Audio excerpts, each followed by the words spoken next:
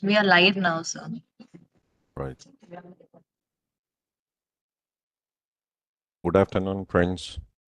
Good afternoon to all of you.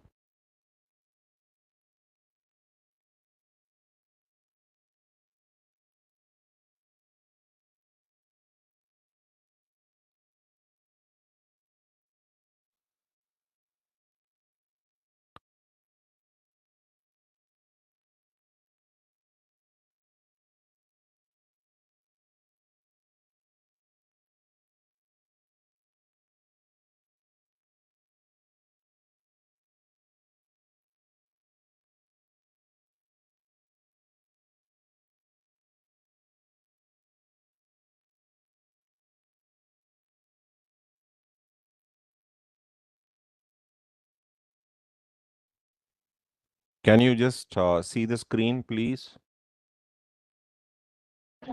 Yes, sir. The Yeah. screen is visible. We can go ahead Right. with it. Right.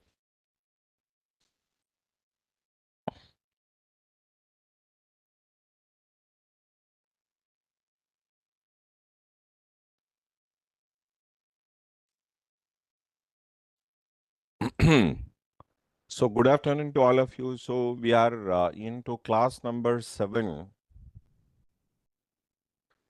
And on the other day, we were talking that we will have 2, 8, 19, 24 and financial instruments. So in the place of doing that, I wanted to have a consolidation to be carried out now. Consolidation in one of the classes we have introduced, and now we will take up the latest examination question, that being November 23 examination questions. Let me pick it up.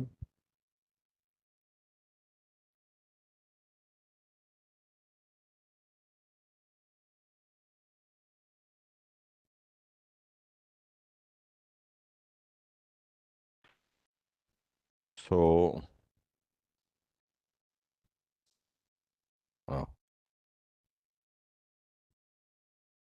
let me just put it out. FR question paper I wanted to share before you. Suggested answer, I think they should have just got it. No.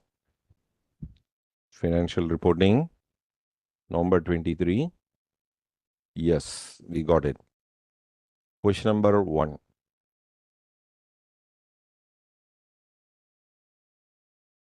The notebook, where is the notebook?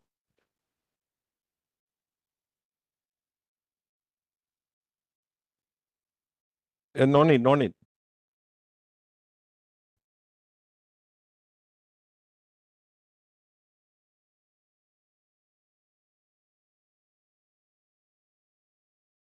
So I just thought I will have an Excel sheet open so that the work becomes easier.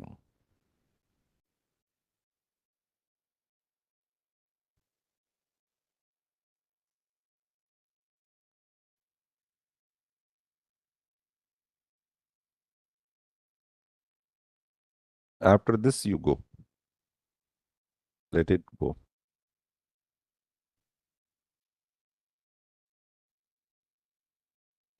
Okay.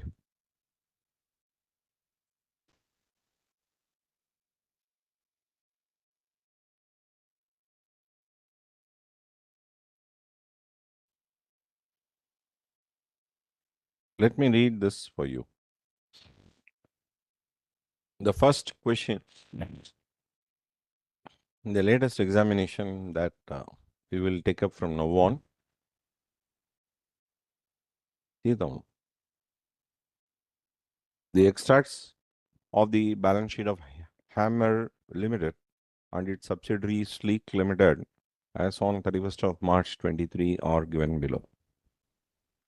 Non-current assets, PPE 600,000, 325,000, intangible assets 125,000, 75,000, investments 625,000 and 125,000, inventories 125,000 and 160,000, trade receivables 325,000, 290,000, cash and cash equivalents 150,000, 350,000, total 1950 and 1325,000. Equity capital of rupees 10 each, 10 lakhs and 5 lakhs. And other equity, schedule 3, 550,000 and 375,000. Non-current liabilities, financial liabilities, borrowings 4 dash 100,000. Then current liabilities, financial liabilities, short-term borrowings. You know, short-term borrowings. Under that, bank overdraft at 100,000 and 50,000, trade payable 300 and 300, total 1950 and 1325. So PPE in schedule number 1, 200 and 125, furniture and fittings 400 and 200, 600 and 325, goodwill 125 and 75,000, general reserve 200 and 125, retained earnings 350 and 250, total being 550 and 375. Borrowings, 8% debentures, 100,000. Additional information, Hammer Limited acquired 20,000 equity shares of Sleek Limited on 1st of April 22 at a cost of 240,000 and further acquired 17,500 equity shares on 1st of October 2022 at a cost of 182,500. The 8% debentures of Sleek Limited includes debentures held by Hammer Limited of nominal value of 35,000. These were acquired by Hammer Limited on 1st of January at a cost of 84,000. So that means there are two types of investments that they have. One is debenture in, there is debentures also we have. The retained earnings of Sleek Limited had a credit balance of 75,000 on 1st of October 22. On the date of the balance of general reserve 50,000. Sleek Limited had paid dividend at the rate of 10% on its paid up equity capital out of the balance of retained earnings as on 1st of April 22 for the financial year 21-22. The entire dividend received by Hammer Limited was credited to its statement of profit and loss account. As per the resolution dated 28th of Feb 2023, Sleek Limited had allotted bonus shares at the rate of 1 equity share for every 10 shares held out of its general reserve. The accounting effect has not yet been given. Trade receivable of Hammer Limited includes bills receivable of 200,000 drawn upon Sleek Limited. Out of this, 50,000 have been discounted with the bank. And during the financial year 22-23, Hammer Limited purchased goods from Sleek of 25,000 at a sale price of 30,000. 40% of these goods remain unsold on 31st of March. On 1st of October 22, machinery of Sleek Limited was overvalued by 20,000, for which necessary adjustment are to be made. Depreciation is charged at a rate of 10% per annum. The parent companies, that is Hammer Limited, has adopted an accounting policy to measure NCI at fair value quoted market price applying Ind AS 103. Assume the fair value per equity share of Sleek Limited at rate of rupees 11 on the date when control of Sleek Limited was acquired by Hammer Limited. You are required to prepare a consolidated balance sheet as per Ind AS of Hammer Limited and its subsidiary Sleek Limited on 31st of March 2023. See, all of you need to be very careful in making a note that we are having 4 C's. The first one is the cutoff.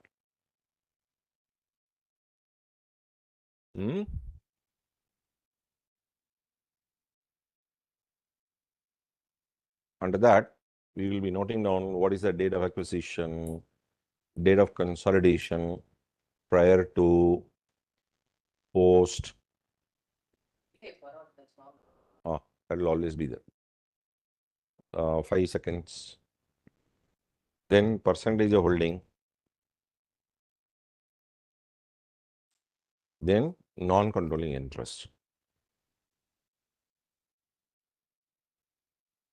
So date of acquisition. So here is a place where I wanted to tell about in the first date of acquisition when they got what had happened there. So on 1st of April 22, am I right? That is a date they were mentioning that they got 20,000 shares on this date. So 20,000 shares they bought. 20,000 shares upon the total quantity of shares that the other company had issued, 50,000.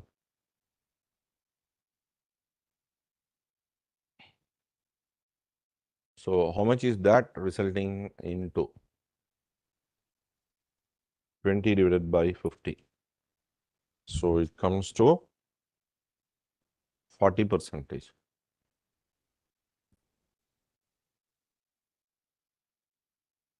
Then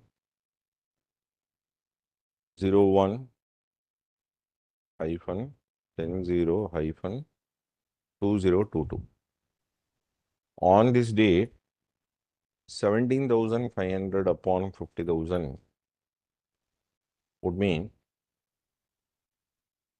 this would result in 17.5 divided by 50. So that works out to 35%. Some of that comes to 75%. So the date of acquisition is going to be 110. The percentage of holding is 75%. So therefore, non-controlling interest will be 25%. Date of consolidation is 31/03/2023. Prior to first 6 months, then last 6 months. So this is what we have as far as the cutoff is concerned. Now let us just take up classification.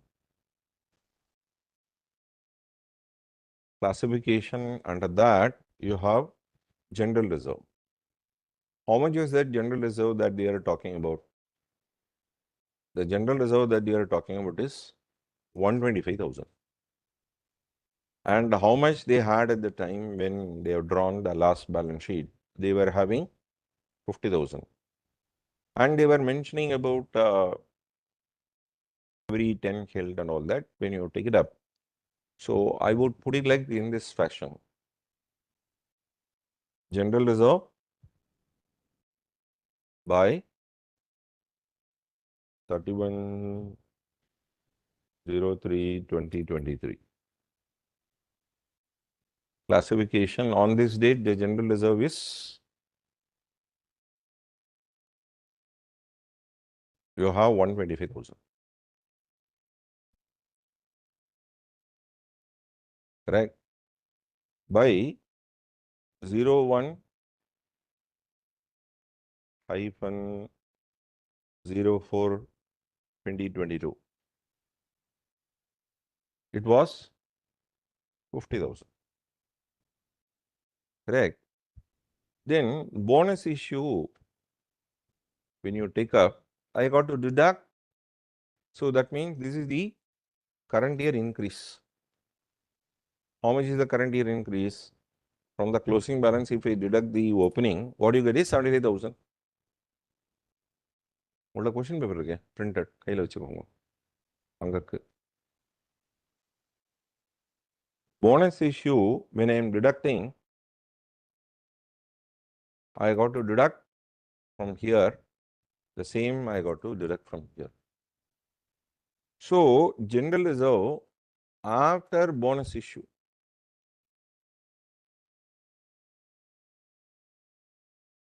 Okay? Huh? Sorry. Sorry. This current year increase is 75,000. So, in that, we will take up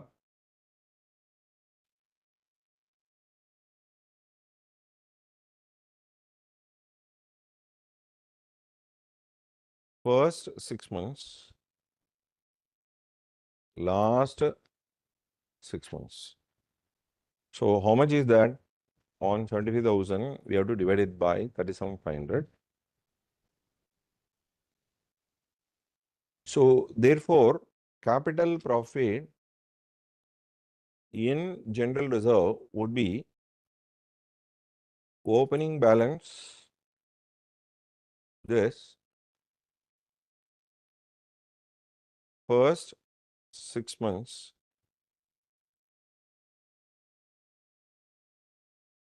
of this 37,500. So capital profit is this much. Then last 6 months shall be a revenue reserve.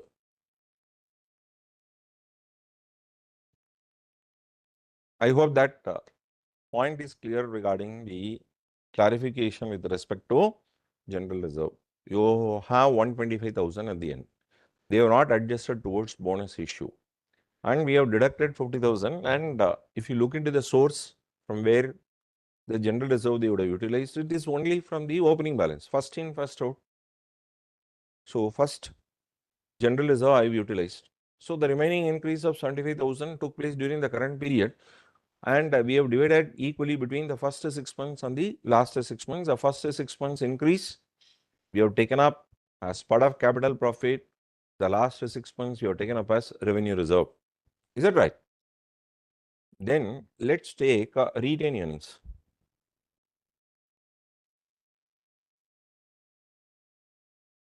So how we had this, same way we will update it here also.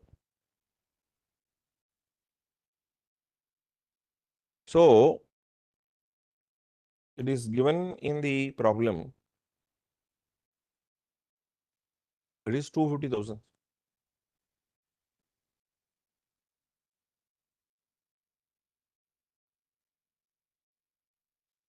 How much they were telling that they had profit and loss account figure?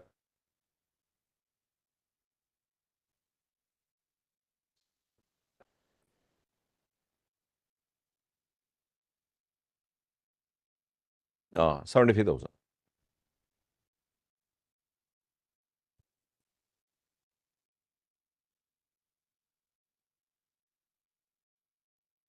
But I can't be doing the exercise in this fashion.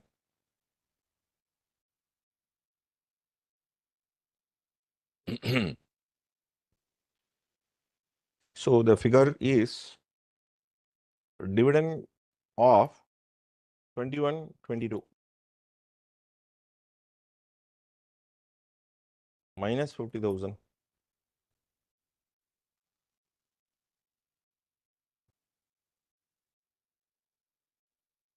So this I will put it out here.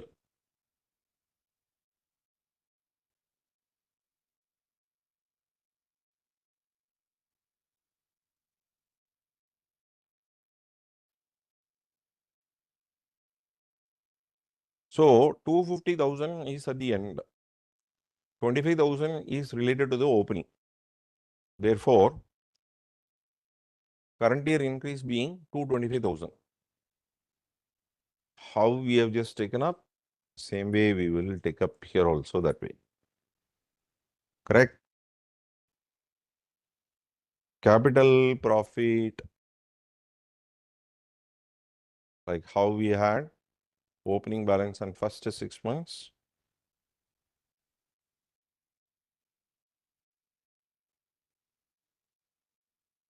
$137.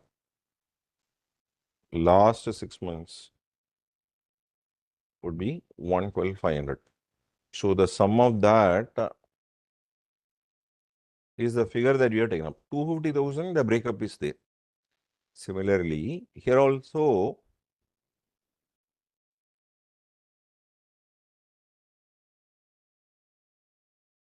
why differential treatment we are providing is that in the case of bonus issue, they have transacted, but they have not passed journal entry where we are doing it during the current period. So I will put a note here as why For bonus issue, a different treatment we provide, and for cash dividend, why we do in this fashion. So here I will be providing the there is notes.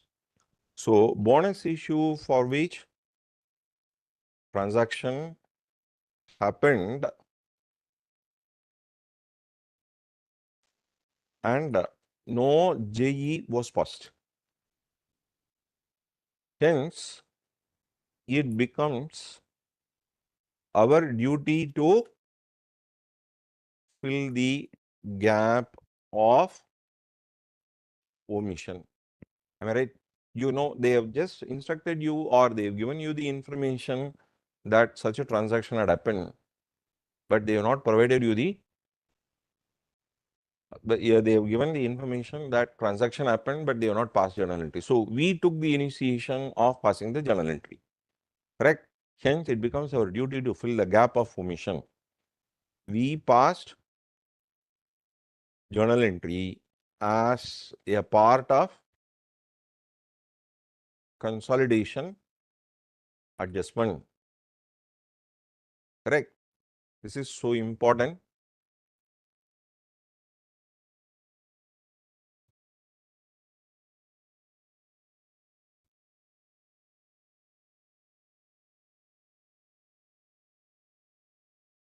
So that particular portion in which I thought I will explain as why it is like that. Whereas in this particular case, similarly, I wanted to tell in this fashion, this transaction had happened,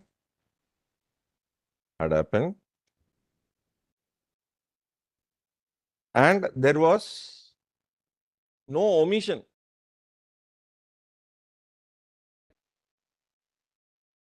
It was properly recorded.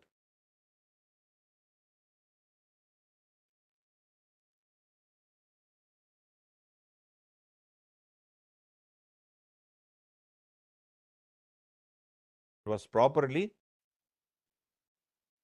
recorded.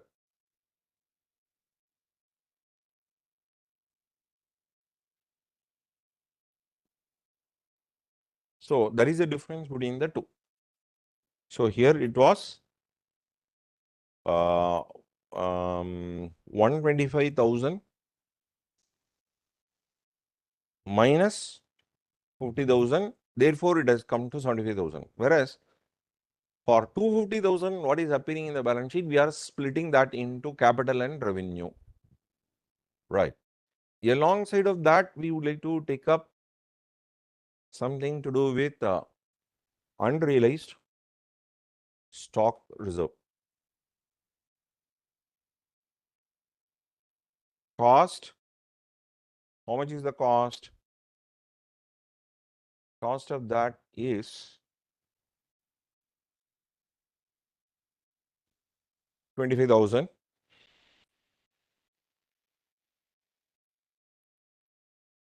Selling price 30,000.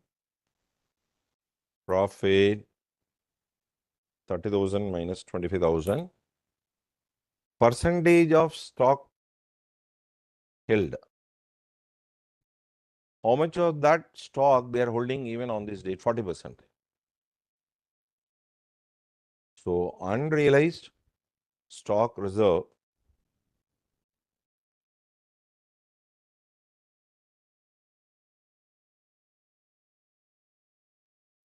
is 5,000 multiplied by 40%, 2,000. And the type is upstream.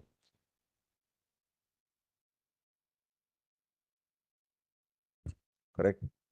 So unrealized one, we have this adjustment. Okay. Then we have overvaluation. There is plant and machinery they were talking about. Machinery was overvalued. And that we have to understand. NCI, they are talking about that 11. And it is not the first time So we cannot be taking up investments at whatever value that they are stating. So we have got to be very careful. So I would like to keep that investments very clearly done. Investments by Hammer in Sleek. Investments by Hammer in Sleek is 625,000 is what they given. So we do not know as whether it is. So I will put it this way. You can't take chance investments 625,000. So where we have investments, lot number 1 in equity shares of Sleek, lot 2 in equity shares of Sleek, where they bought at 40%, 35%, and investments in debentures, right? So 40% they have mentioned that they have got it at 240,000. And the latest investment, they got it at 192,500. Then investments in debentures that they have mentioned, 8% debentures of Sleek included, and this was included at a cost of 84,000. Now, sum of all that comes to what? Now, let me use the calculator.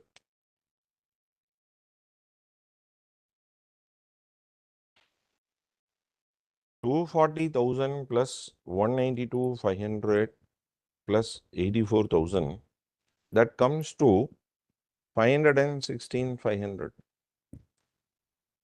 From the total figure of 625,000, if you take up, then it becomes others 108,500. Correct? So care should be taken up when we prepare consolidation. We are expected to try this. Then one important thing that we should do is that lot number 1 on the date of acquisition, that is on 1st of October 22, the number of shares that they were talking about as 20,000,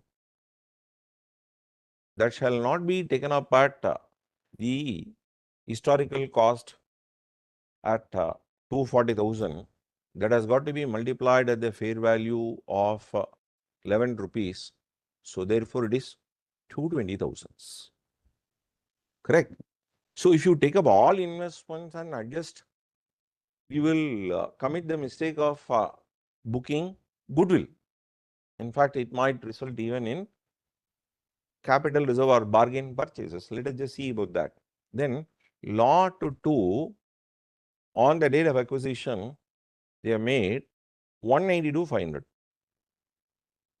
So let me just check up.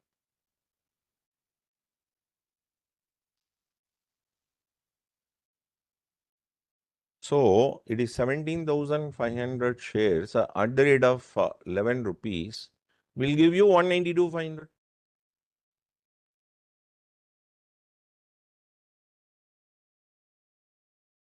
$4,12,500 only we should take up for goodwill or capital reserve purposes. For goodwill or bargain purchases, we should take up 412,500 and not 625. Right?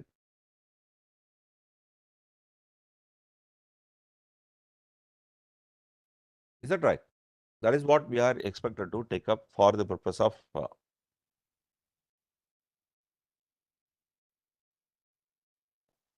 okay. Lot number 1, we have just taken up. But investments in debenture, let us just go into a greater detail. So nominal value 35,000, but you have a cost of 84,000. So please understand, it is cancellation of debentures, cancellation of liability. So cost of purchases 84,000 And you have debentures nominal value given in the problem as 35,000. So I have bought excessively by 49,000, which is a loss which has got to be adjusted in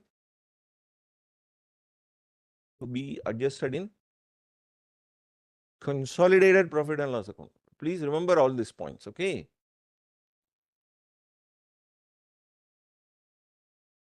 And apart from that, 108,500 also we are expected to take up as part of investment. Let me check up. If investments were held by subsidiary company, that also we should take into account. So now investments in CFS, under that Hammers 108,500, for Sleek 125,000, 233,500. So you need to be a little more careful when you are handling this matter. For goodwill or bargain purchases, for the purpose of computation, we got to take up 412,500.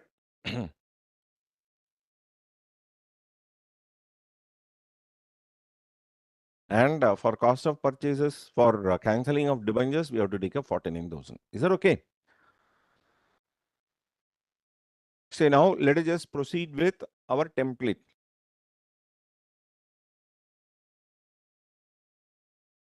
This is DOA, DOC, revenue reserve, revenue profit. So this is a template that we have. Equity share capital,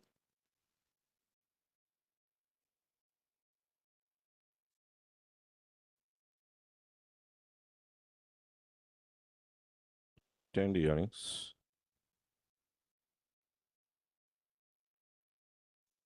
Now let us just take up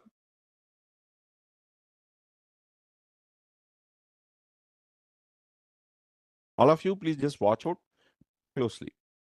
Here they have mentioned 500,000. I will update 500,000 plus bonus shares. I will take it up, one for every 10. So the same figure I will update for the date of acquisition also, because even though bonus shares were issued or transaction was made but no entry was made, would mean it is an omission. So had they recorded, it should have been there. Not only for the current period, even for the previous period also, you got to adjust. So here, general reserve, I got to take it about 75,000. Here I will be taking it up as 0. So not 0, capital is 37,500, extremely sorry, 37,500. So 75,000 minus 37,500. Retained earnings 250,000, and it is 137,500.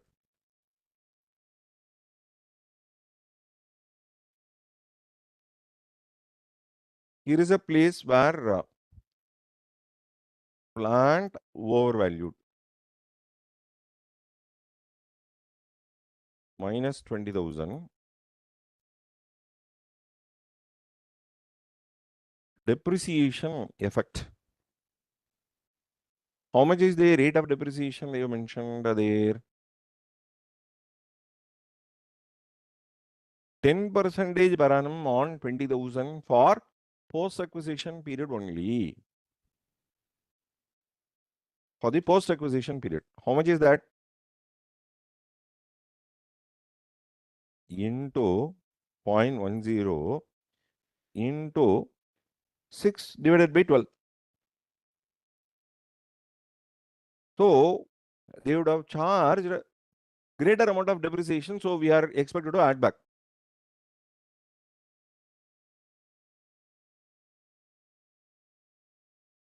correct? Then unrealized stock reserve minus 2000 minus 2000.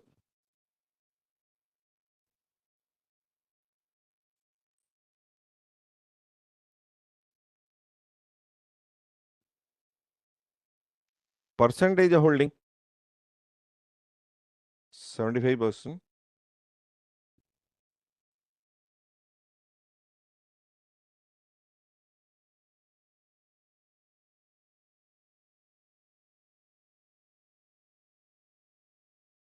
Correct? This is a template through which we will chart is what you can call. Okay, now net worth,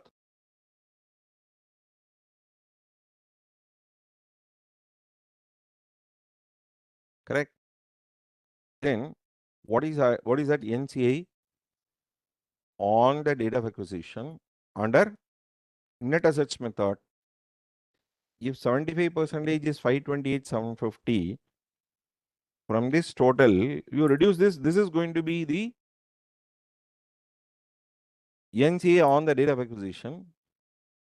Increase in NCA since DOA.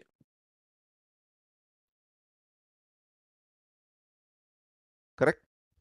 37,250. Now we will take up NCI at fair value for goodwill computation.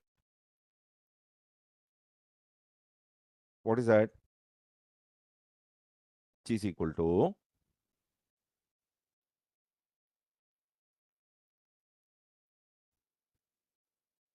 50,000 into 1.1 into 0.25 into 11.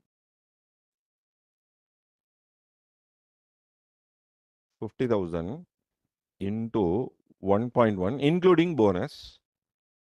There is 25% for NCA share into 11. That is the fair value.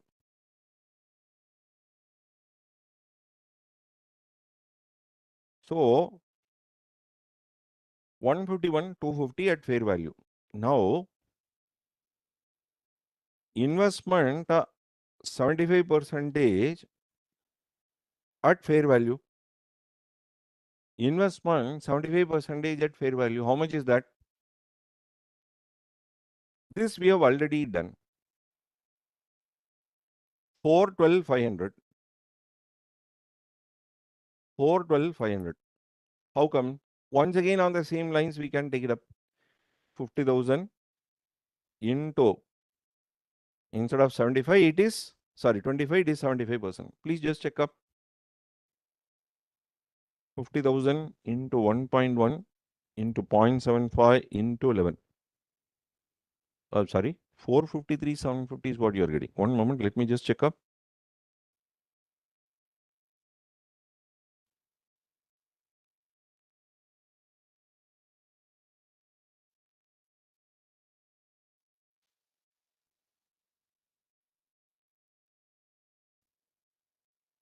No, this computation will be applicable only for NCI because this 20,000, that is the reason as why we have separately worked out. 412,500.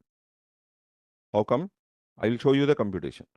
20,000 multiplied by 11 plus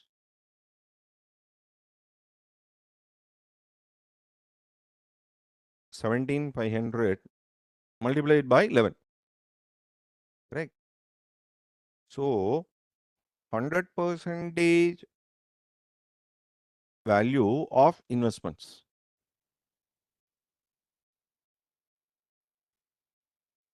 This plus this. 563,750. This has got to be compared with 705,000. So this will result in bargain purchases.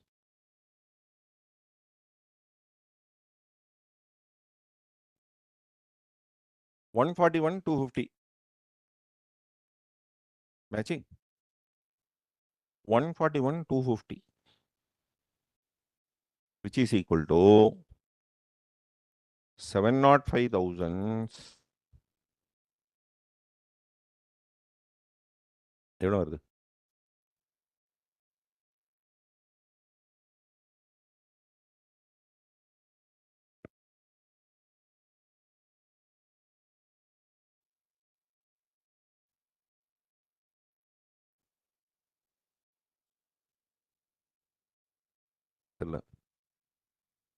One moment, I will just check up with the institute answer here itself.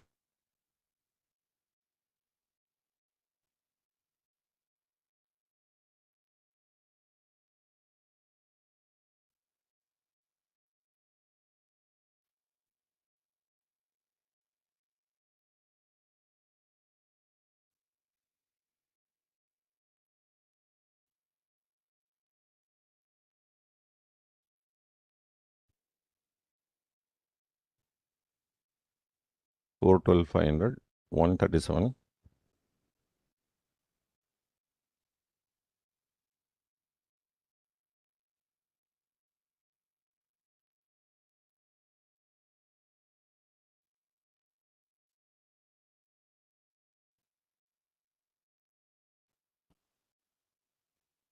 One moment, I think I just need to know about NCI. Here, bonus issue was not there, no? 12,500, correct. So it was not 110%. This portion not there.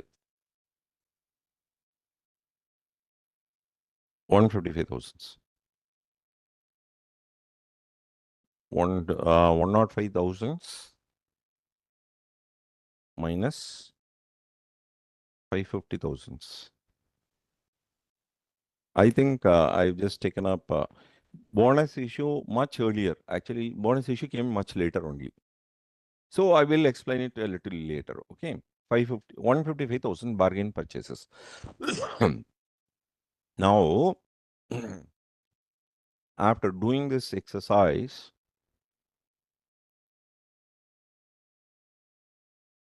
then SFS of parent,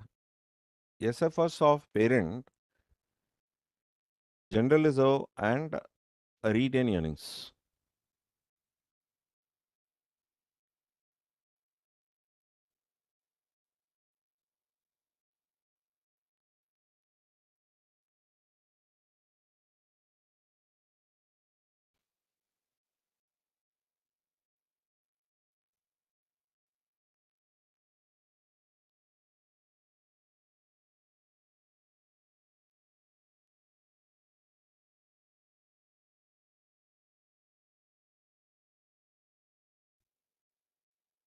General reserve of 200,000 and 350,000. 200,000 and 350,000. So CFS figures are 155,000 bargain purchases, increase plus NCI will take up this plus 28,250 will take up, and consolidated reserves and surplus shall be taken as 155 plus 228, 125 plus 433, 625. So 816, 750.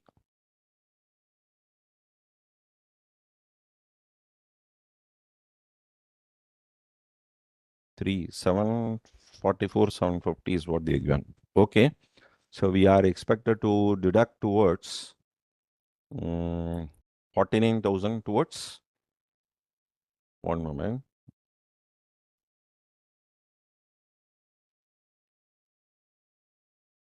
loss on cancellation of debenture. How much was that? Minus 49,000. So here what I am supposed to do is I will take up this plus this. So that is what they are given. Non-controlling interest 174,750. That's right. 767,750.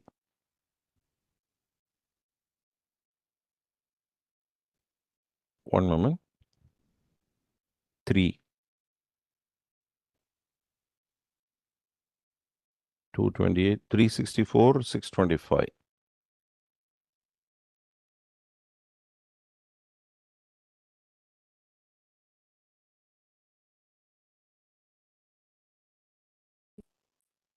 ₹20,000 fair value loss on existing stake. That's right.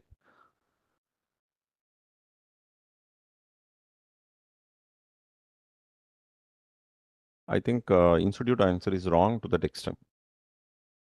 Ours is right. Because 20,000 we have adjusted here itself. That cannot be taken up adjusted on revenue profit.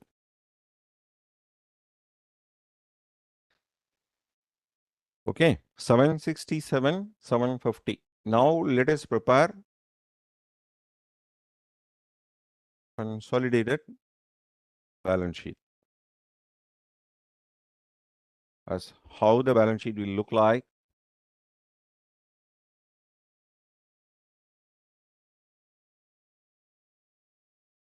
Plant and machinery, furniture and fittings. Now let me take up plant and machinery.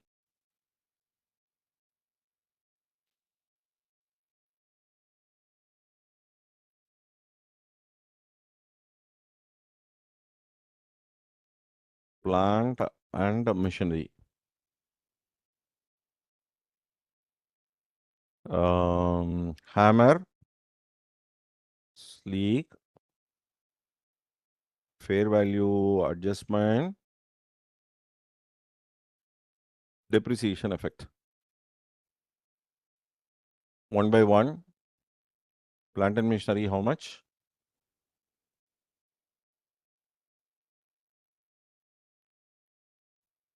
Hammer, how much is that? 200, 125, right? 200, 125 minus 20,000 plus 1,000. Sum of that comes to 306,000. Then comes after this furniture and fittings.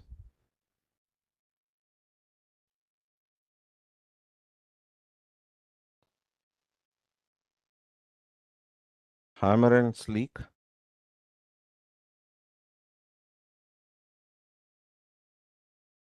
$400,000 and 200,000.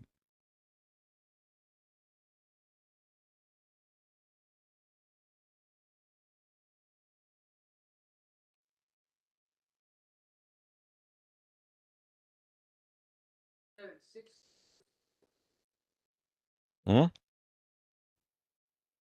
6 lakhs. Yes. What's the problem?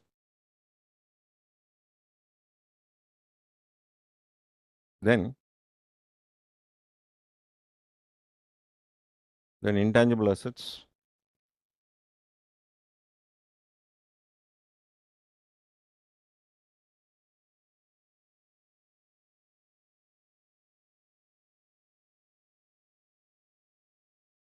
How much the figures are? 125, 75,000. Yeah. Which one? Ah. 6 lakhs and 3 lakh 25. Not the 2 lakh and 1 lakh. Ah. This 2 lakhs and 1,25,000 only. Plant and machinery.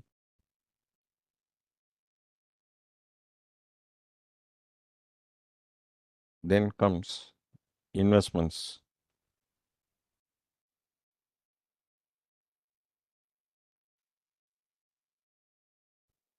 Hammer, you have 108,500, 108,500.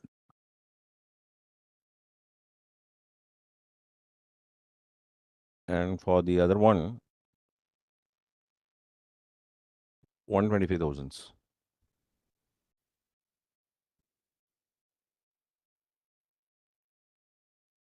Correct? These are the items of assets that you have. So now look into that. PPE over, intangible assets over, investments over. Right. Inventories we are expected to take up.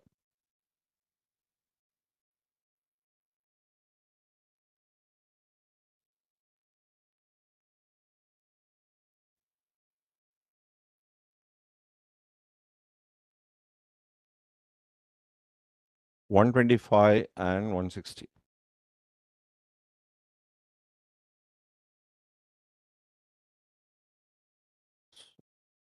Stock reserve there to the extent of 2,000.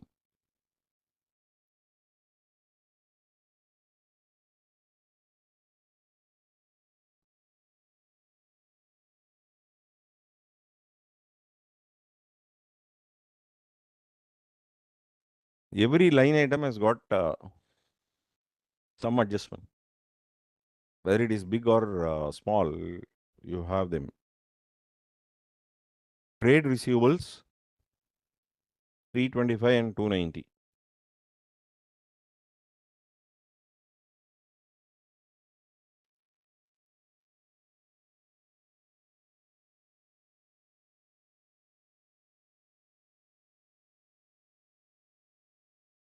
Trade receivables,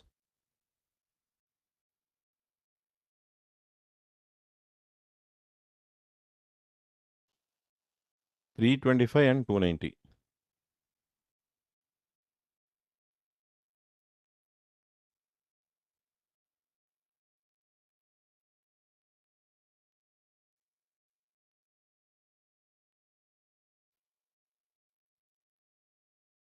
Mutual owings. How much was that they were talking about as mutual owings between the two? 2 lakhs. They were talking about trade receivable include 2,000 drawn from that, out of which 50,000 was discounted with the bank. So 150,000 is very much there.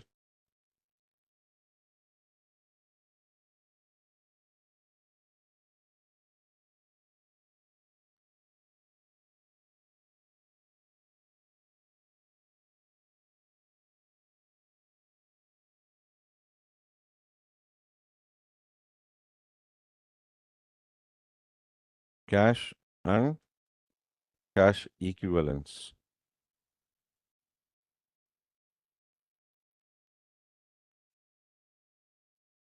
Cash and cash equivalents, 150 and 350.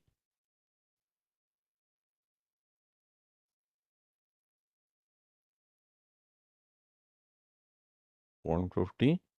Next one is 250. Yeah.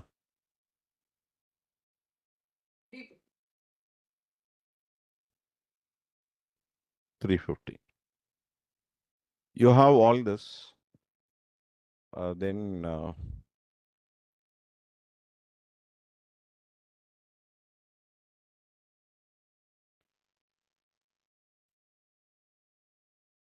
you have borrowings.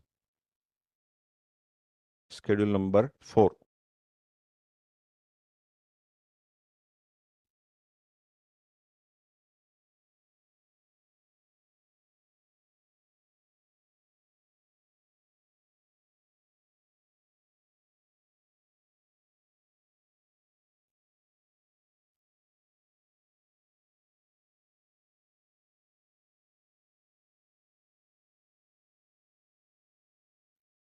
0, 100,000 less cancellation of a debenture. How much was that? Cancellation of debentures? No, 49,000 was a loss, my dear. Face value was 35,000.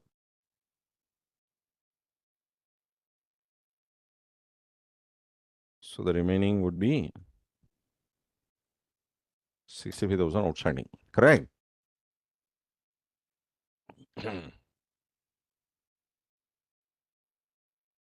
Bank order trade payables.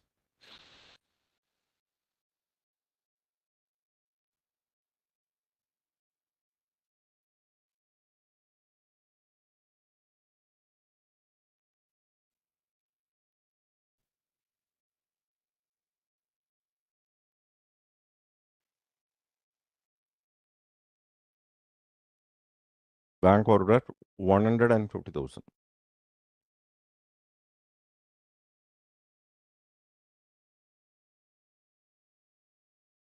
Then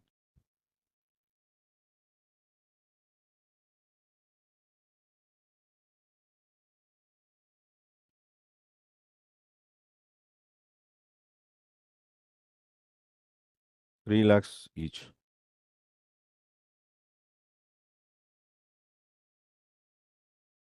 Mutual owings there.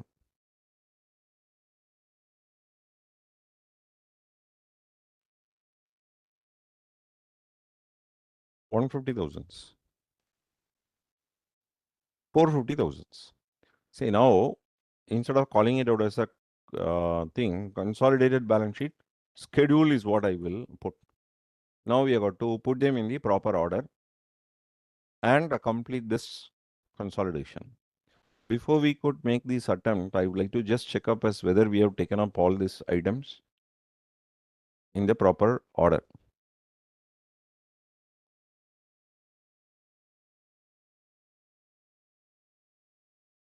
So this is over. This item got over. Retained earnings also we have taken up.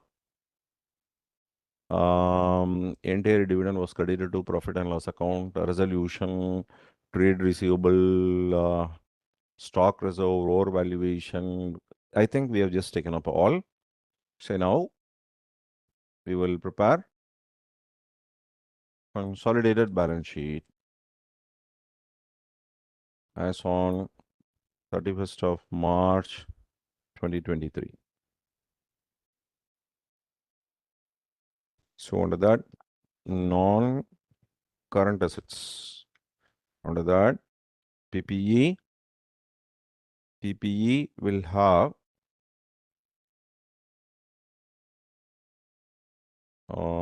306,000 plus 600,000.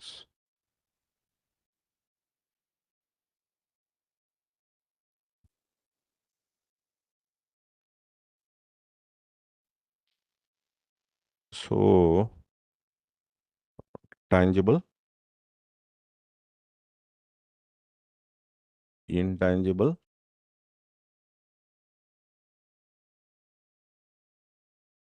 where is that goodwill?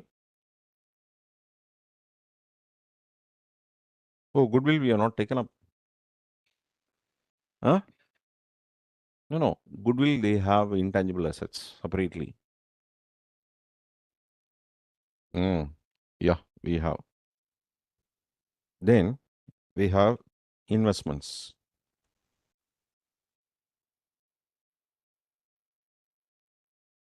233,500. So some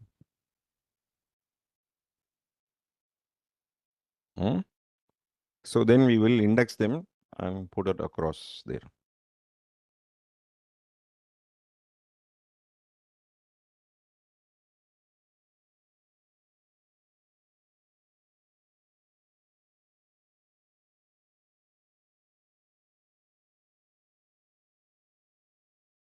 Current assets, inventory,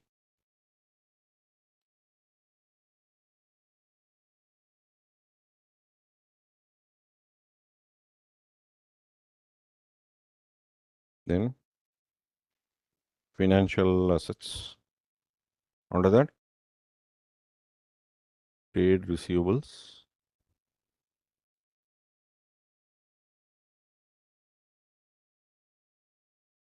This cash and cash equivalent, 500,000.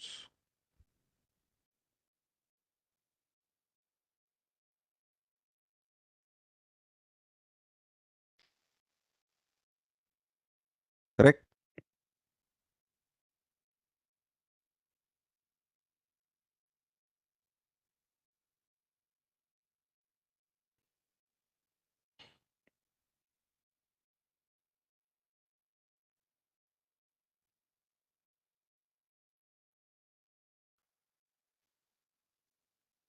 Equity and liabilities. Equity share capital,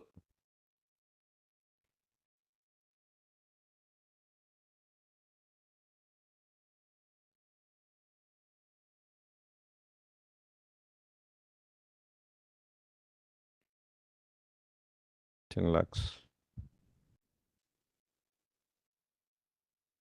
Consolidated reserves and surplus.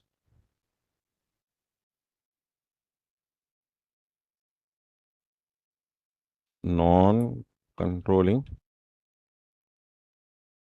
interest.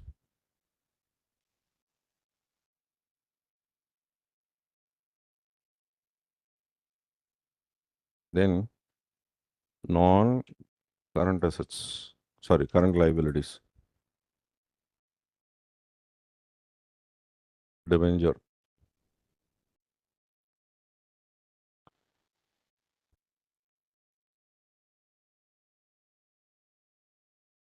Correct?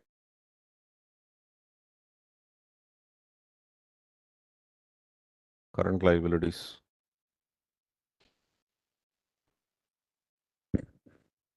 Short-term financial liabilities.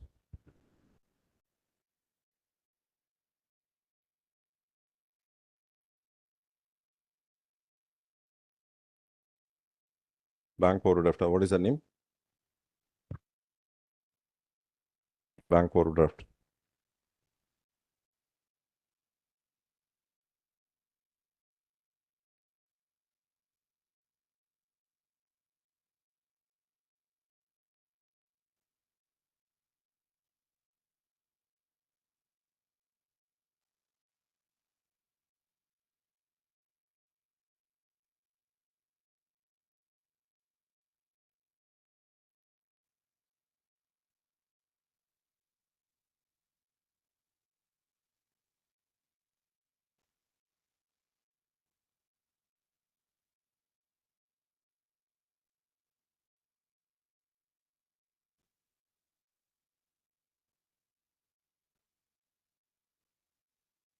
₹20,000 difference. It's the same 767, 747. Difference.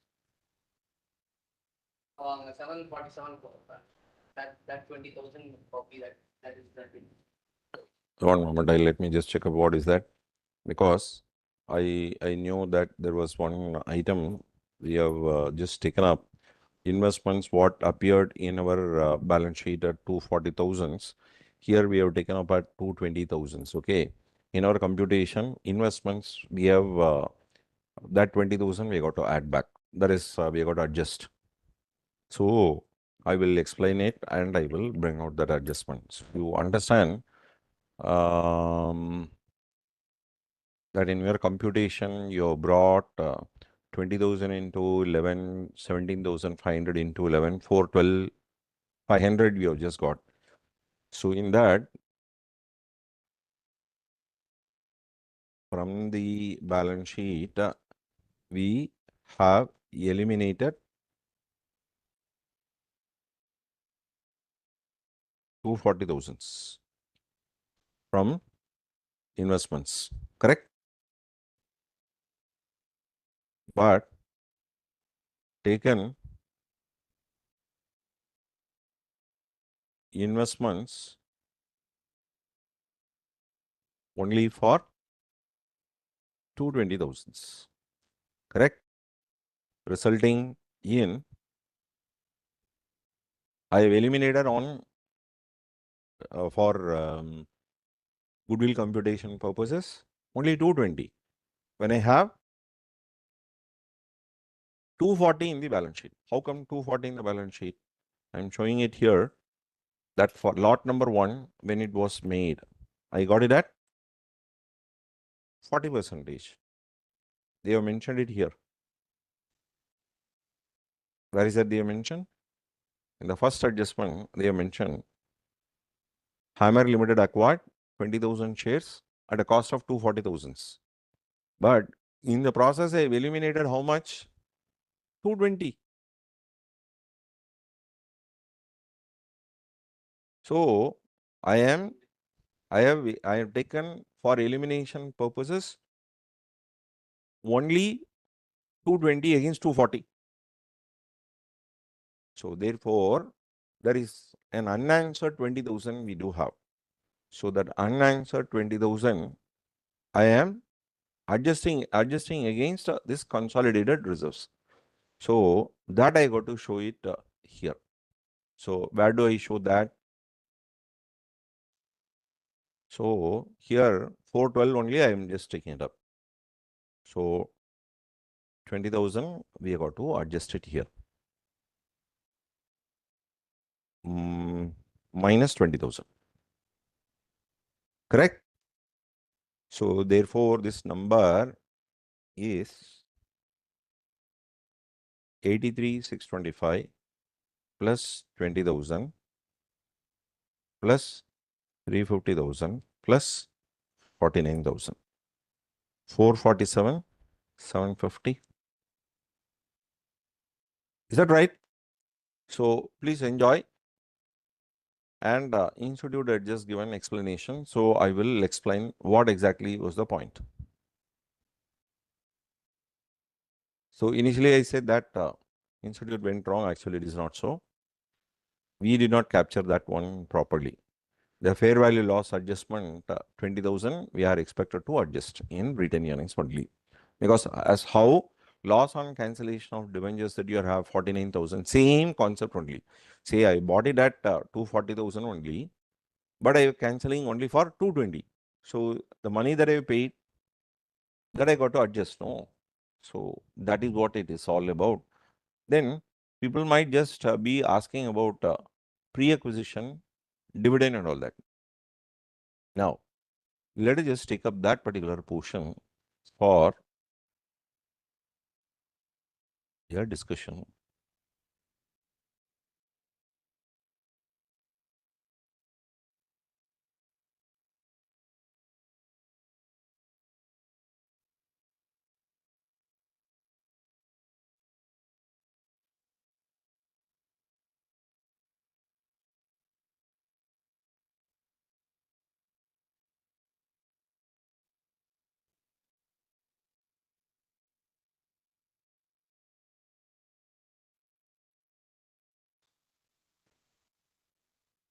Say they have not mentioned anything about pre-acquisition dividend and post-acquisition dividend.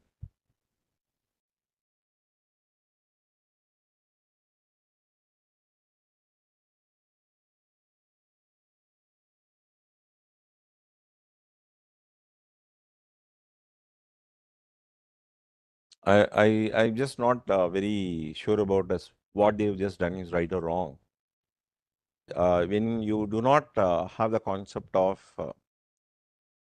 cum dividend, where you are evaluating on fair value basis, it takes into account only the shares. There is no cum dividend concept that we were having. That is the reason as why pre-acquisition dividend is not adjusted. So now I would like to put a note for that. All of you please just watch out. That's a very important item that we have.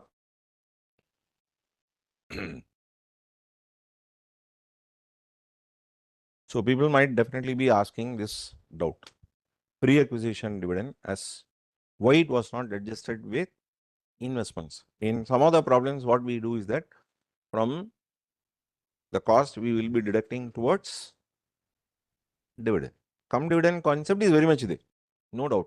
On that, I am going to take up 5 minutes for discussion. So all of you closely follow. It is a wonderful problem. Now I will explain. All of you closely follow. So how the time scales that we have, let me explain.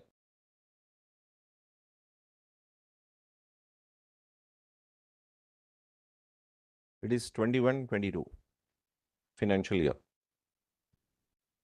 This is 22-23 financial year. So in this problem, they have acquired on 1/4/22 at a cost of 240,000. Lot number 1, 240,000. First lot, 40% was bought. And lot number 2, 35% was bought for 192,500. So dividend related to this period, 21-22, subsidiary company had declared the dividend in 22-23. They have not mentioned whether it was declared in the first half or in the second half. They have not mentioned. When they have not mentioned in which part of the accounting year 22-23, you have this dividend declared.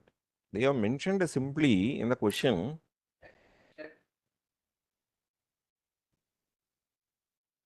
the entire dividend received by Hammer was credited in its profit and loss account. What do you mean by entire dividend?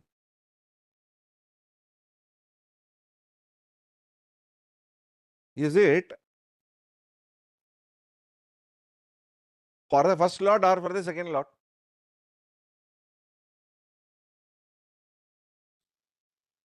How do you know it is both? When you say that it is for both. When dividend was declared prior to the second purchases, how the parent would have received the second part dividend? We do not know. We do not know. What we do not know? When it was paid, whether parent company received this when they were holding 40% or when they were holding 75%. Entire means what? What do you mean by entire? This is a misnomer. This may be misleading. Entire means you will be thinking first lot, second lot, both together. How did you know that it is on come dividend basis or next dividend basis? When they have given fair value of the share at the rate of 11, where the second part of 35% when they have bought, 11 is for only shares. How do you know? Because when somebody is telling fair value would mean, can you just say it is inclusive of the dividend, upcoming dividend? Naturally, people will be asking, what is that the valuer were doing? Can a valuer say it is inclusive of dividend? Definitely, 3 important things that you should be remembering when it comes for dividend. You need to know what is the record date, what is the date of payment, and prior to these 2, you should know by what point of time declaration was carried out through board resolution. So, board resolution, record date, payment of date, payment of dividend. These are the 3 things which are very important. You cannot just like that say, I am going to declare dividend and take it immediately. It is not like Vittalacharya movie where a person will just say he will be holding Gata or he will be holding Kadgam. He will not be holding Kodandam. See, you cannot do that. Even this information is insufficient. Wantonly, they wanted the students to get confused. And why pre-acquisition dividend was not adjusted? Because the investments were not on cum dividend basis. Where you have cum dividend basis, you got to adjust. On what basis I am saying that these investments that we have taken for goodwill purposes were ex dividend? Because both the first lot and the second lot both were valued at 11, and nowhere in this world people would just say value of the share would mean it is value of the share only. How can you presume that this is inclusive of dividend, so to deduct towards pre-acquisition dividend? If the problem were to be where you bought this 75% only on this date at a particular cost without any reference towards fair value, then everybody in this world can assume that the investments were all at cum dividend basis. When it is taken for goodwill purposes, computation purposes, everything at 11, that 11 does not have in it any portion towards dividend. How could I deduct? On what authority we can deduct this pre-acquisition dividend? So therefore, as a matter of routine, you cannot be deducting the dividend from investment. Correct? So we used to play in the school like this way. My teacher told in 4th standard itself that I will be state first. See, 4th standard teacher, how she can predict a student to be state first on 10th standard? What is the reference? You will crack joke like that. That time itself my teacher told. We will play jokes like that. Likewise, we cannot be taking up all problems. Dividend when they have received should be deducted from investment. Who told? That can be deducted only when investments were all on cum dividend basis. The concept is why you are deducting, people should be asking. See, it is a very simple process. I have bought a cow which was impregnated some time back, and it is to give birth for the calf. That means I have paid money not only for the cow but also for the calf. You can tell very clearly.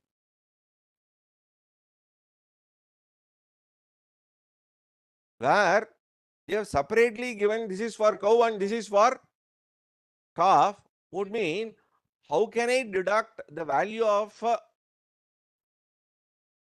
calf from the cost of the cow? And separately I have just identified.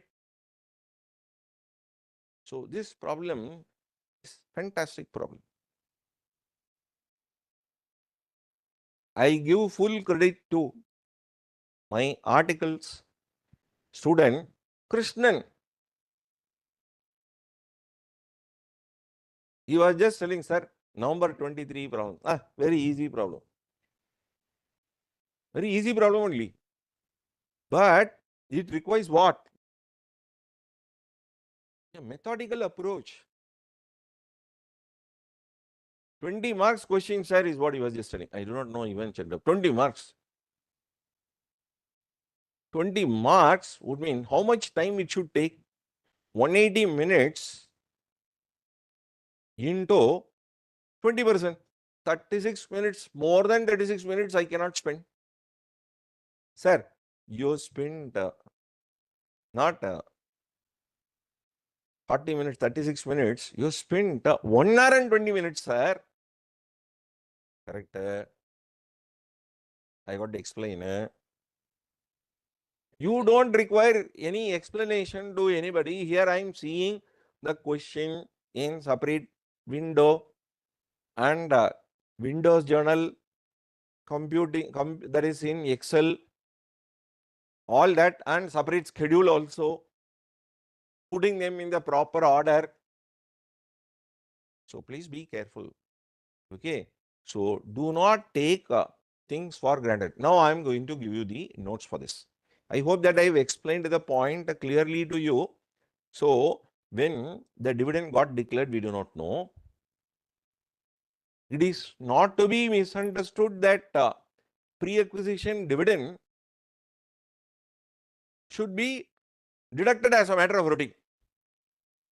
See, I will give you another example. You can easily understand. See, in certain parts of the country, you find people offer on the date of death of their ancestors, especially grandfather, great-grandfather would have passed away. The grandfather would be doing the Remembrance Day ceremony 2-3 days before itself. In the village, they will clean up the place, utensils, etc. And separate provisions. They will buy oil, milk, everything for bringing that ritual or that particular ceremony. People call that as Tidhi, people call that as Tiruvadhyanam, people call that as Devasam.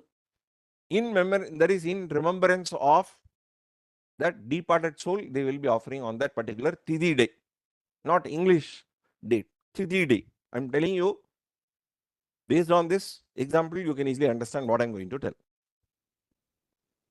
The grandfather was a very careful person. He used to make the places clean on the day. Early morning, he will get up, wash the cloths and keep it ready, etc. And ensure that people in the kitchen are having all the vegetables there ready for cooking. Especially cook will come and do all that. He will do all that activities, right? He is very fond of lot of pet animals around. Pet animals will go jump here and there and cause problems. No.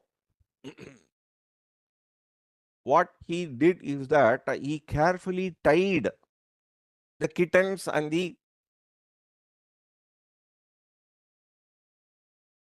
bigger ones of kitten. What is that? Cat. And the dog was also fed properly and tied properly.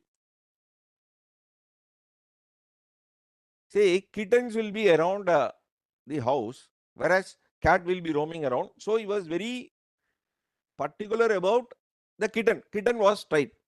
Others gone out. The small boy was just looking at what his grandfather was doing.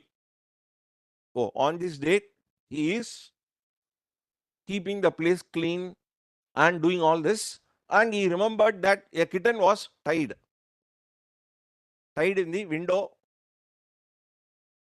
When generation passed, grandfather passed away, dad also passed away, this small boy had become a big man. That day,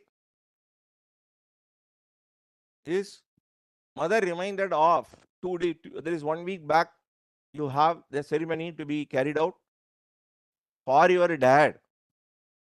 He was living somewhere in the metro. For the first time, he is conducting that ceremony. He bought everything and bought also in the market one kitten.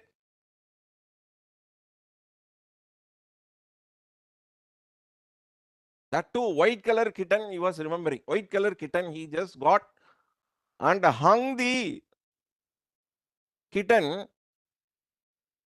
in the window itself. That Pandit who came was asking, why is this kitten is hanging and struggling?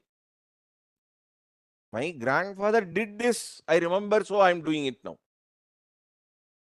The intention of the grandfather was different. And that should not be considered as a matter of routine. You need to know why it was carried out. That logic you should remember. I think you can easily remember, correlate this. You cannot take it as a matter of routine without really knowing the purpose. I do not know as whether Krishnan can understand this logic. He is seated very much here. He introduced this problem to me. Let me just check up whether institute material, institute numbers were right. 2587 500. 2587 500. Simple only, but thing is that you need to be very careful. Now, I will tell you the logic. So, the unfortunate thing is that they have not provided us the details regarding as why pre-acquisition dividend was ignored. Pre-acquisition dividend. So now I will explain. When investments were made on cum dividend basis,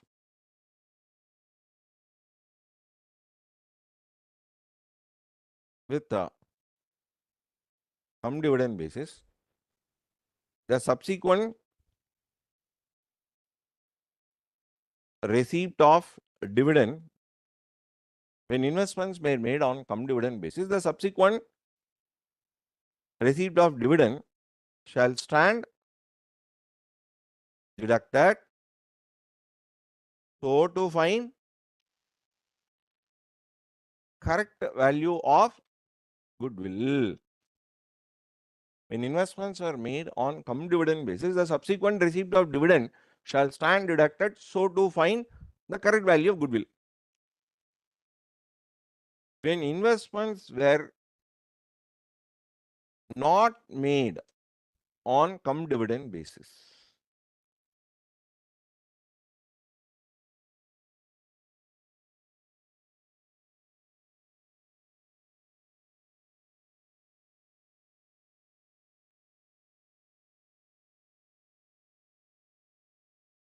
when investments were not made on cum dividend basis,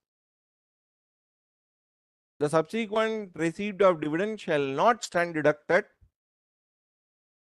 to find the correct value of goodwill. How would it, or how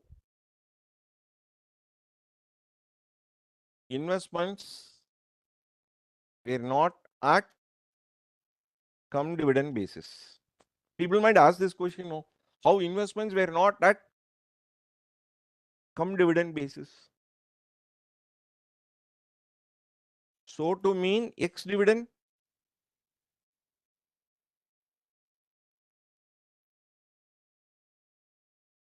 No. Investments were considered at fair value of share. Investments were considered at fair value of shares for goodwill purposes. Investments were considered at fair value of shares for goodwill purposes. Hence, deducting as a matter of routine would affect the logic of no investments were considered at fair value of for goodwill purposes. Deducting as a matter of routine would affect the logical reasoning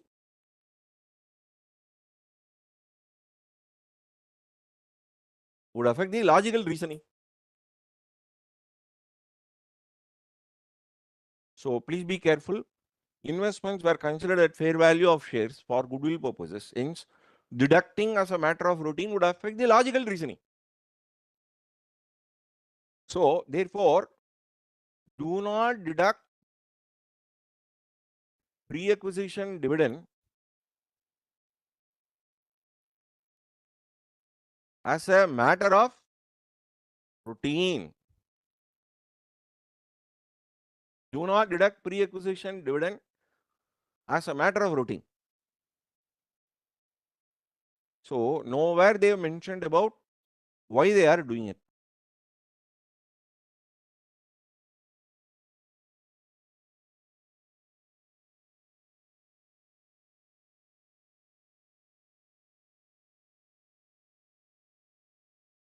Nowhere in the solution they given this. So we are providing the gap that we have through our Fastrack class. My words, you can take it up as the logical version of the silence of institute solution. I hope that the point is standing cleared. Mark it out as very important. It may not be a surprise if you find the same problem coming in the main examination. If it is there, pounce on this problem and finish it off. 2587,500 is the final answer. And the logical reasoning of 20,000 also I just given. So I tried my level best to keep this solution as simple as possible.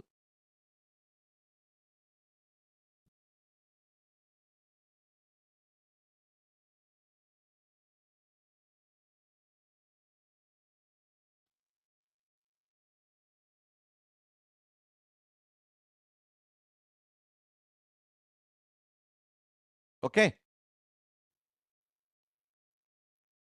Now we would like to try some problems from institute study material that is to do with chain holding.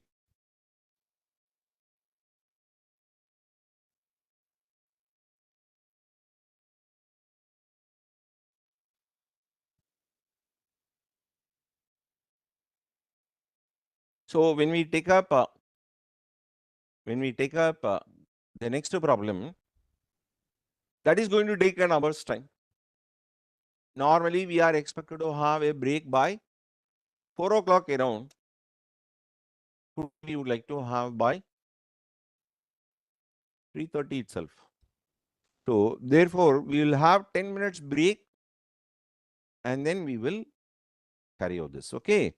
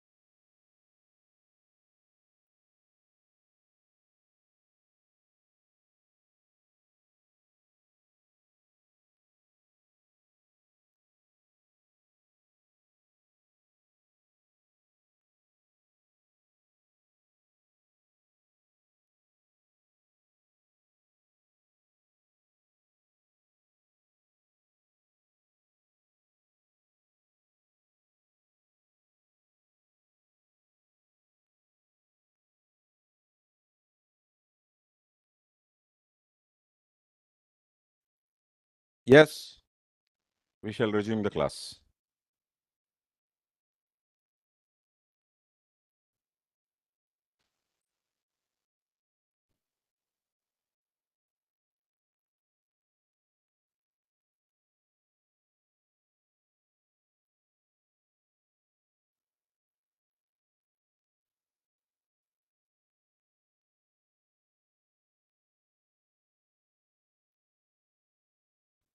Hmm.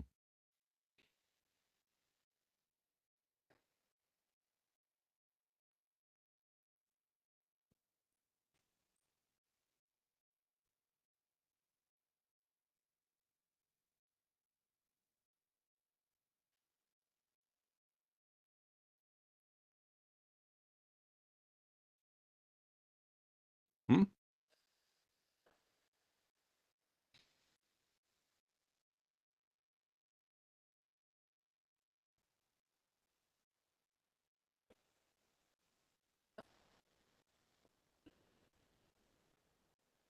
In advance.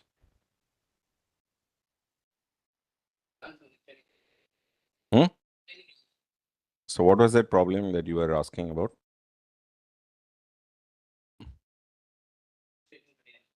Mhm. Illustration 29. 29.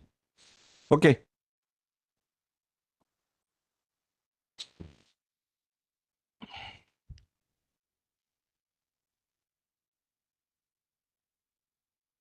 See, somewhat on the similar lines, we have one illustration number 24. Acquisition of additional stake in a subsidiary. Now let us just take up this. This would be a little easier to operate.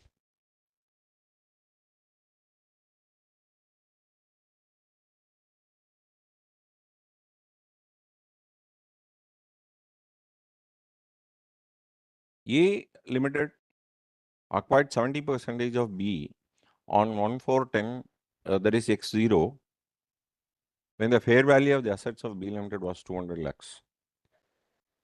During X0 to X1, B Limited made profit of 100 lakhs. Individual and consolidated balance sheet they were provided. You know as how a presentation is made. A Limited acquired another 10% stake in B Limited on 14x1 at 32 lakhs. The proportionate carrying amount of non-controlling interest is 30 lakhs. Show the individual and consolidated balance sheet of the group immediately after the change in the controlling interest. See, I wanted to explain.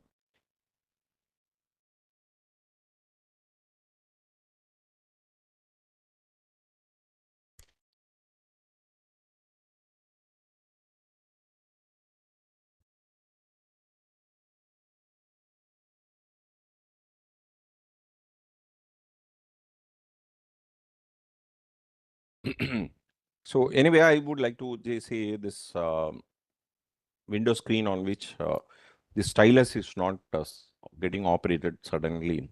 So I would like to use Excel for this purpose. Instead of that, I will use this.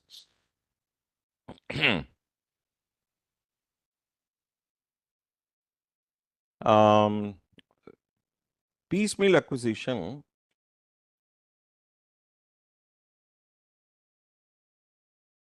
Piecemeal acquisition are of two types. Two types. Type number 1, in the first lot, parent would not have gained control. In the first lot, parent would not have gained control. Like November 23 exam question. Like November 23 examination question. wherein parent bought only 40% and gained control only through the second lot. When it bought 35% of the capital, crossing 50% only because of second lot. Like November 23 examination, wherein parent bought only 40% and gained control through the second lot. When it bought 35% of the capital, crossing 50% only because of the second lot. So that is not required, we have already done. So for this sort of problem, date of acquisition is the date of acquiring second lot.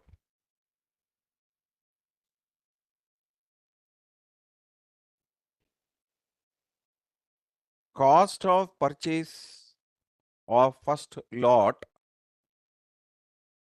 shall be ignored, and in its place, fair value of that holding on the date of acquisition shall be taken into consideration.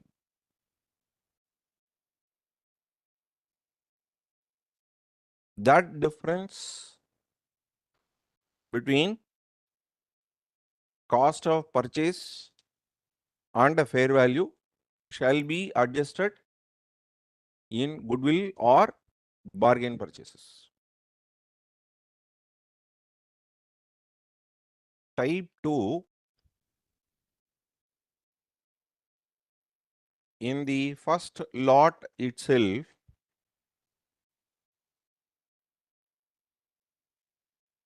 parent gaining control.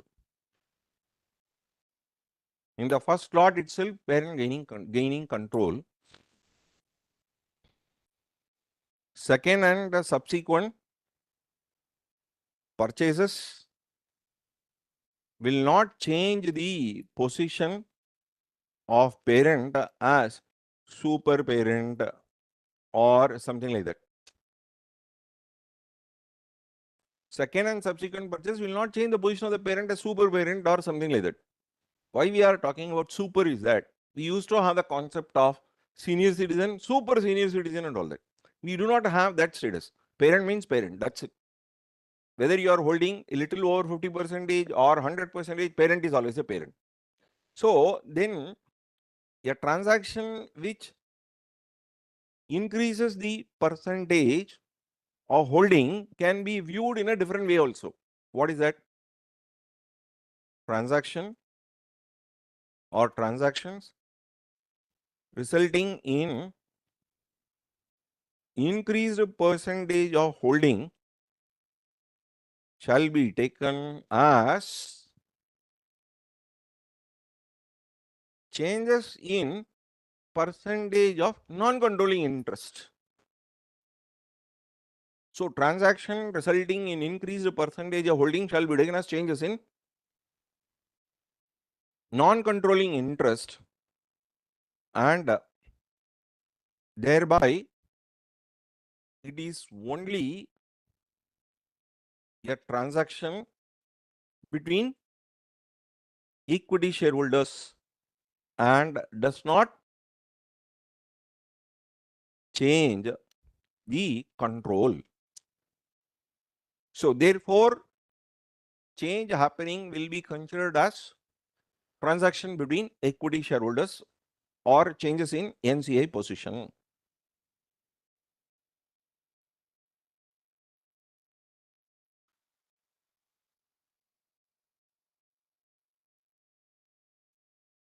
Correct?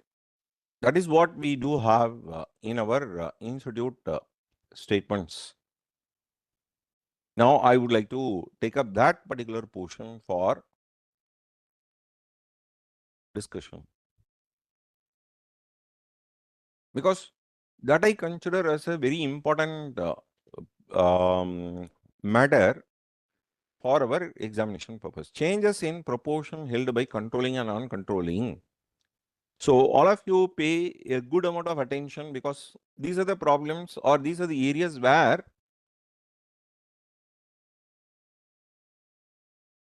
students generally do not pay much attention.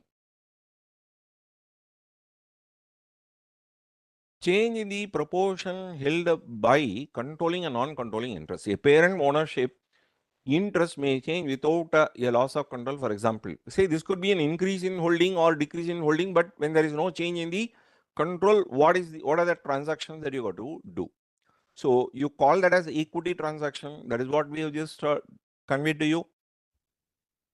Transaction between equity shareholders. That is what you call it as an equity transaction. Does not change the control.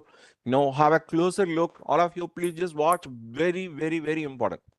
A parent's ownership interest may change without a loss of control. For example, in the following situation, parent buys shares from non-controlling interest, say increase in stake from 60 to 70. Parent sells shares to non-controlling interest, say decrease in stake from 70 to 60.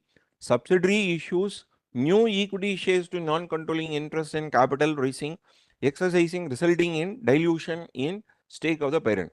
So these are the three different ways through which one can have changes in the percentage of holding. Changes in parents' ownership interest in subsidiary that do not result in parent losing control of the subsidiary or equity transaction. Transaction with owners in their capacity as owners. That is what I just mentioned it as transaction between equity shareholders.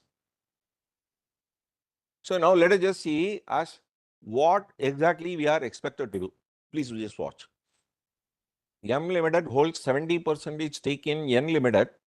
Now, if M Limited purchases additional 10% stake in N Limited or sells 10% of the existing stake without losing control, then it is equity transaction. When the proportion of the equity held by non-controlling interest changes, an entity shall adjust the carrying amount of the controlling and non-controlling interest to reflect the changes in their relative interest. Let's know as what sort of changes that we are going to make. The entity shall recognize directly in equity any difference between the amount by which the non-controlling interests are adjusted and the fair value of the consideration paid or received and attribute it to the owners of the parent. Closely follow, the entity shall recognize directly in equity any difference between the amount by which non-controlling interests are adjusted and the fair value of the consideration paid or received and attribute it to the owners of the parent. Now, when we solve the problem, we will understand it better. Further, it may be noted that due to such changes in controlling and non-controlling interests, no changes are made in subsidiaries assets, including goodwill and liabilities. It is again emphasized that no gain or loss is recognized in such transaction. Now, understand it better through illustration number 21. Just watch. Entity P sells 20% interest in wholly owned subsidiary. Wholly owned means 100% to outside investors for 100 lakhs in cash. The carrying value of the subsidiary's net asset is 300 lakhs, including goodwill of 65 lakh from the subsidiary's initial acquisition, past journal entries. So you sell for 100 lakhs. So you receive cash, debit cash 100. Credit is given to non-controlling interest. So because they are holding now 20% of 300 net assets, so assign them 600. And credit to other equity gain on sale of interest as 40. So thereby you will not have any change in the relationship, but there is a change in the percentage of holding. And now that you are creating a new entity there as non-controlling interest there, and you understand you sold it for a value greater than the net worth, and the resulting 40, the gain is to be credited to other equity.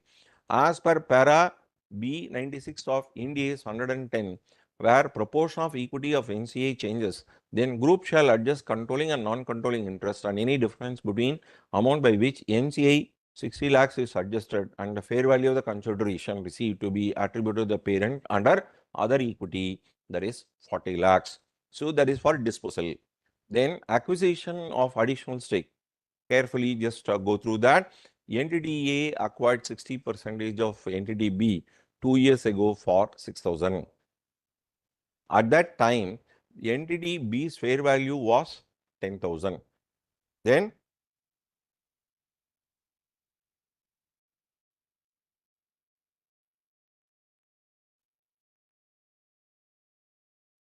B Limited, there is a spelling, this typing in which they have left as which entity, add net assets with a fair value of 6,000, which is assumed same as book value. B Limited, 2 years back it was 6,000, now also it is 6,000. Goodwill of 2,400 was recorded because you paid 6,000 and 60% of 6,000 is 3,600. The difference of 2,400 you have. On 1st of October X0, entity A acquired further 20%, taking its holding to 80%. At that time, the fair value of the entity B is 20,000. From what it was 6,000 when it bought 2 years back, now it is 20,000. So this would result in 14,000 rupees increase in the net equity. Entity pays 4,000 for 20% interest. At the time of purchases, the fair value of entity B's net asset is 12,000 and the carrying amount of the non-controlling interest is 4,000. How come? Say when you have at the time the fair value of entity B is 20,000 and entity A pays 4,000 for the 20% interest. At the time of purchase of the fair value of entities B's net asset is 12,000 and the carrying amount of non-controlling interest is 4,000. How come? Say when you have 20,000 as the net equity, the earlier 60% is working out to 12,000 and this 20% is 4,000. So this 4,000 and 16,000 both put together is 16,000 and the remaining will be non-controlling interest for 4,000 past journal entry. So non-controlling interest 2,000, other equity loss on acquisition 2,000 and to cash 4,000. So once again they are bringing out the same reference of B96. So let me just demonstrate to you as how this should be taken up. Oh, I'm not in a position to use Windows Journal. Here I will try. First lot, 60% when they bought. That point of time it was 6,000.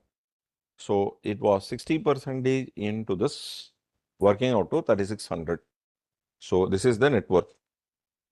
So cost of purchases, cost of investment is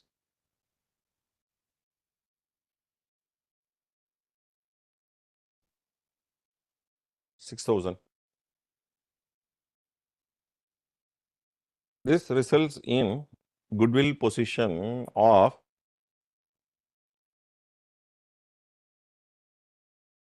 2,400 and non-controlling interest would mean it will be 1 minus 60% multiplied by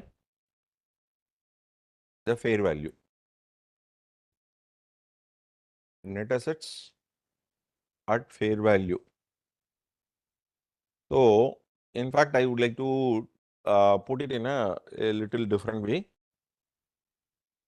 NCI percentage. NCI percentage is 1 minus this. This one is 40% multiplied by net assets at fair value. So, 2,400. First lot. Second lot, when it was bought, it is 20%. That point of time it is 12,000. So cumulative holding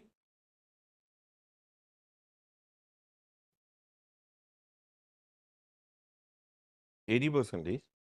that point of time it is 12,000 only. So where you can say first lot value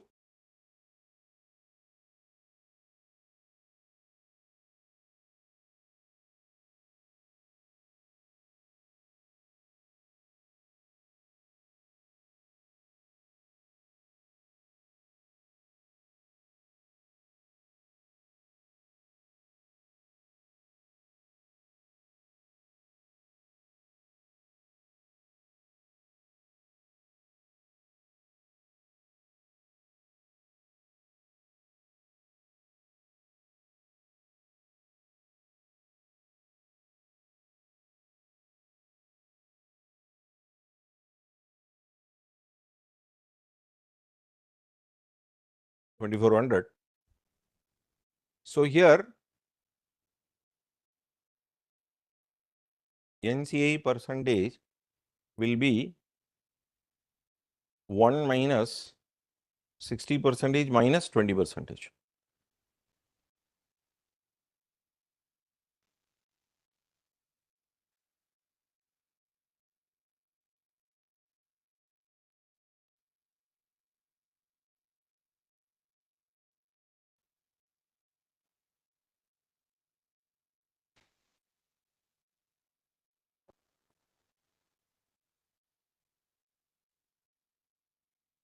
So now we need to understand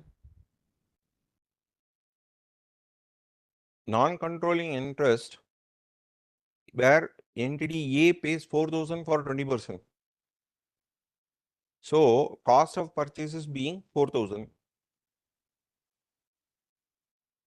They said cost of investment is 4,000. So we are expected to find out how that amount is taken up. Non-controlling interest 4,000 they have paid divided by 40 multiplied by 20.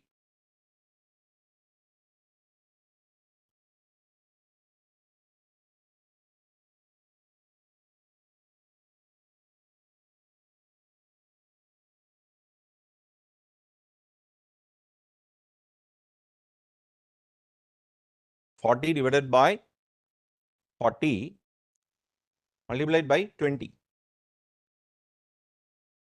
So it comes to 2,000 and they paid 6,000.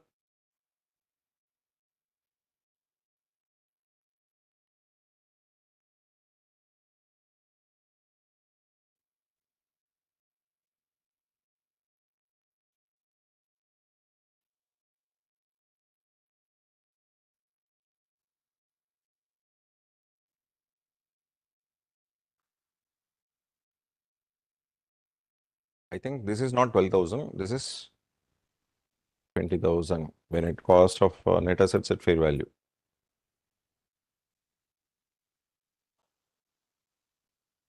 That is the reason as why we are holding it like that. So second lot when it was purchased, it was 20,000. So when the second lot was purchased, the net asset at fair value of subsidiary is 20,000. Percentage of holding bought 20%.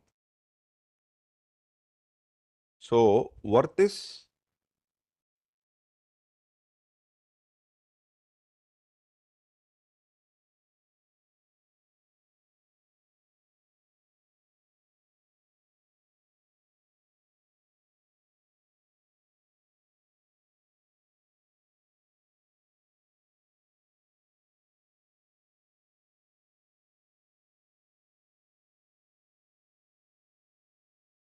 4,000. Then cost of the purchases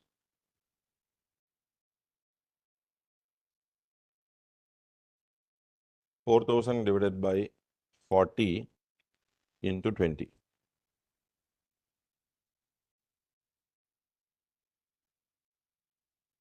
Four thousand divided by 40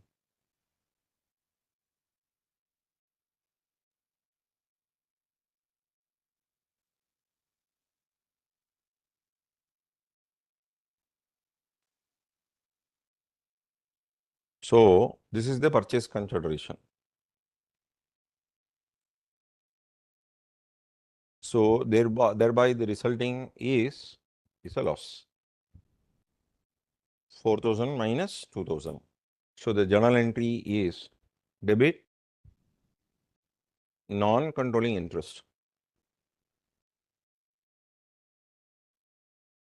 Why non-controlling interest is debited? From what it was 40%, now it is getting reduced to 20%. Therefore, it is coming down. So the amount is 2,000. Debit loss on purchases 2,000 and credit cash 4,000. So with that, this scheme of journal entry is getting over. So as per para number B96 of NDA's 110, where proportion of equity changes, then group shall adjust controlling and non-controlling interest on any difference between amount by which NCI is adjusted and the fair value of consideration received 4,000 to be attributed to parent in other equity is 2,000. This illustration mentions two types of fair value. Fair value of entity B and fair value of net assets of entity B. It should be borne in mind that two fair values are two different concepts. Please understand, this is fair value of entity B is based on equity shares of B. Fair value of the net assets of B is based on the balance sheet items of entity B. The former is used for the purpose of determining the purchase consideration or consideration to be paid for purchase of equity interest. It can be seen that for the initial stake purchases, entity A paid 60% is 60% of 10,000, 6,000. Further, for the second purchase transaction, entity A paid 20% of the fair value on 20,000, 4,000. The latter, the fair value of net assets of B is used for the purpose of accounting. It can be seen that goodwill arising on acquisition of entity B is determined as the difference between consideration paid, that is 6,000, and entity A share in fair value of net assets of entity B on the date of acquisition, that is 60%, 6,000 minus 3,600, 2,400. That I have explained in the Excel. The fair value of the net assets after the date of acquisition, that being 12,000, is not relevant for accounting purpose. So once you got the holding, there is no concept of looking into increase in the profit and loss account to be treated as revenue. Okay. So then we have before us illustration number 23. Say all these are equity transactions which are to be marked as very important for your examination. So this could be asked in the main examination. So please be careful. Maybe 4 marks or maybe in MCQ they may take up this with one of them being correct answer. So all that they would be giving. So please be careful. A Limited acquired 10% additional shares of its 70% subsidiary. The following relevant information is available in respect of the changes in non-controlling interest on the basis of balance sheet finalized on 1480. Separate financial statement, investment in subsidiary, 70% interest at cost 14,000, purchase price for additional 10% interest 2,600. Consolidated financial statement, non-controlling interest 30%, 6,600. Consolidated profit and loss account balance 2,000. Goodwill 600. How they arrive at this goodwill? They have given the report. Correct. Then the reporting date of subsidiary and the parent on 31st of March X0. Prepare note showing adjustment for change in non-controlling interest should goodwill be adjusted for the change. No change we have got to make on goodwill because once the control is over, the cost of control we have already computed. So changes happening in the percentage of holding when there is no change in the control will not be affecting the goodwill at all. So have that in your mind in the very first place. So now let us just know about non-controlling interest. So in separate financial statement, when you have 14,000, purchase price that you are making 2,600, non-controlling interest for 30% is 6,600. Consolidated profit and loss account is 2,000 and goodwill arising at the initial stage, that being 600. So how they would have arrived at, let me just see that.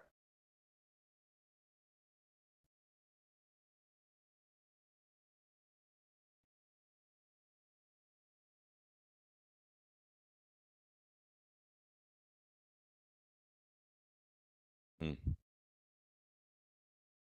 So for 70%, this much 10% is 2600. So if 30% is 6600, 10% of that is going to be 2200. Whereas they have paid 2600, 400 they have paid excessively. Simple as that.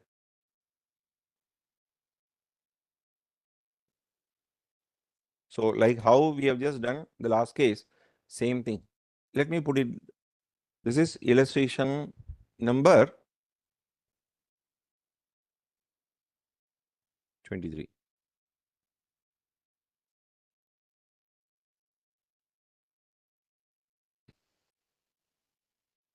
So original holding 70%, 15,400. I'm sorry, 14,000.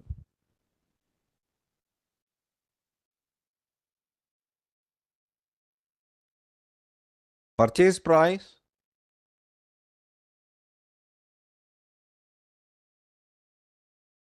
10% holding 2,600.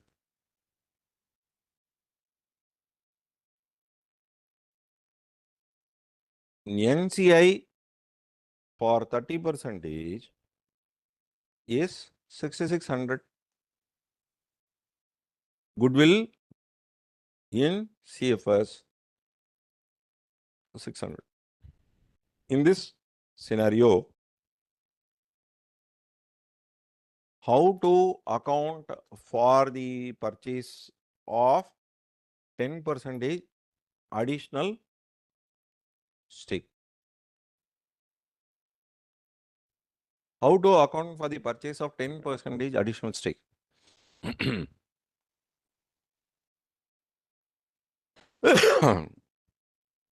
All of you closely follow.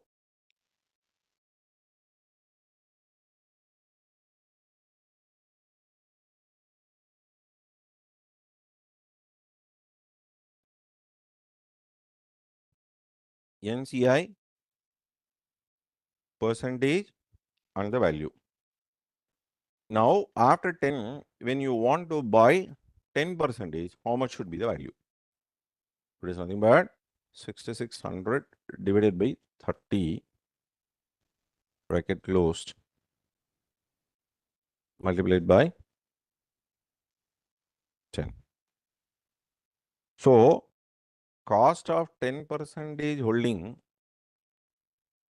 is 2,200. Purchase price of 10% is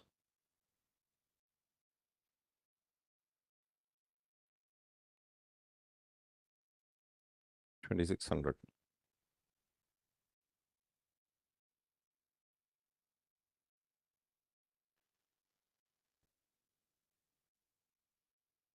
Goodwill normally, but in this case, you cannot call that as goodwill. Loss on purchases. 400. So, debit NCI. So, NCI from 30% it is getting reduced to 20%.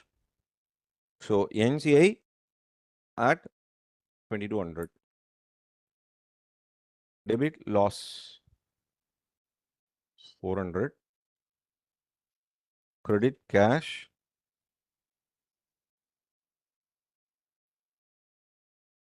2,600. This is the way we have got to complete. I hope that this point is clear for you. Goodwill will not undergo any change. Consolidated goodwill is not adjusted. It will not have any impact at all. So this is the one we have started with. So in a full-fledged problem, how additional stakes that you buy or sell will have impact on your a consolidation prepared after that increase or decrease. Now let us just have a look at this problem once again. A Limited acquired 70% shares of B Limited on 14X0 when the fair value of net asset of B Limited was 200 lakhs. During X0 to X1, B Limited made profit of 100 lakhs, rupees 100 lakhs. Individual and consolidated balance sheet as on 31/3/X1 or as follows. Goodwill at the last group 10, PPE 627 and 200, you simply add financial, that is assets, investments 150 not to be seen at all. That means it is investments in subsidiary company resulted in that particular goodwill. So cash, you can simply add this 230, 230.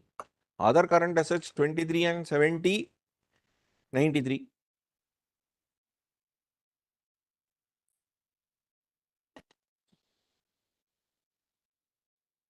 Share capital of parent alone shall appear. Other equity 800 and 200 cannot be taken up as 1000. You got to take it up only for the share of parent on post acquisition, increase in the reserves and surplus of the subsidiary 870, non-controlling interest 90. A Limited acquired another 10% at 32 lakhs. Right. The proportionate carrying amount of non-controlling interest is 30 lakhs. They don't have to give that, but they given. Show the individual and consolidated balance sheet of the group immediately after the change of controlling interest. So I would like to take up this problem illustration number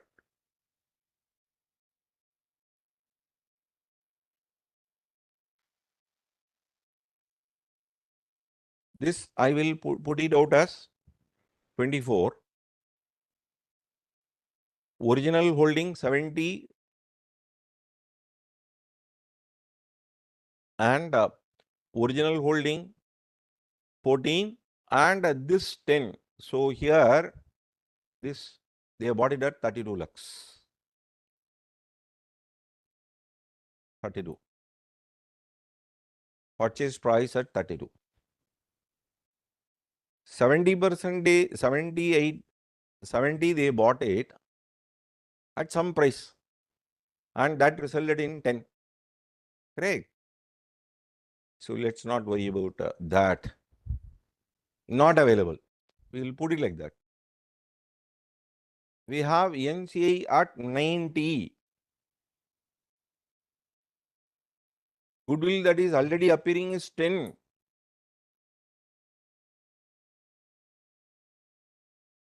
So when 30% is 90,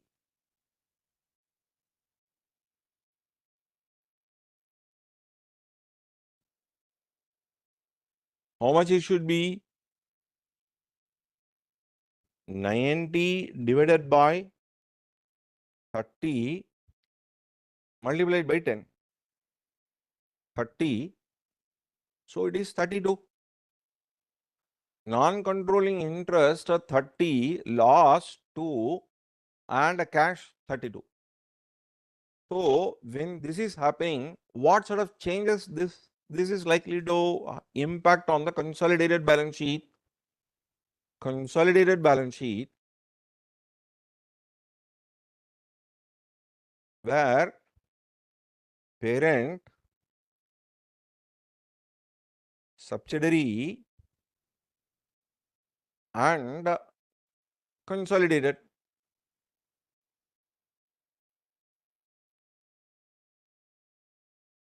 So we have goodwill, PPE, investments,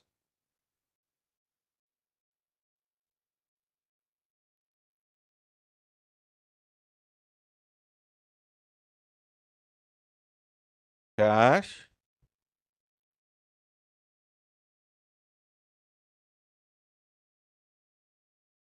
other current assets,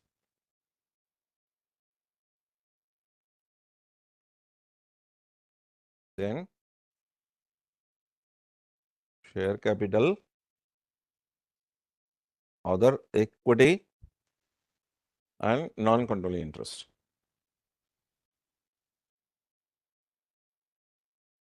That 10 will continue to be there as 10 only. 627, 200.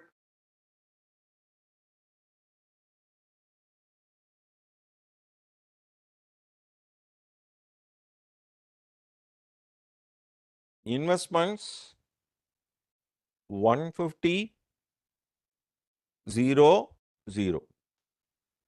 Cash, you have to be very careful. 230 and 230. It will not be 200, my dear. 200, which was there, you bought it for 32 minus 32. Correct?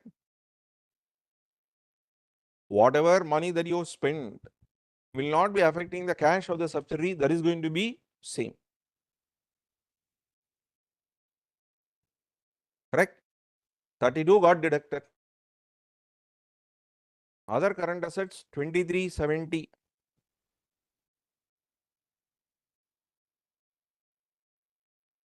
Now let's affect the total.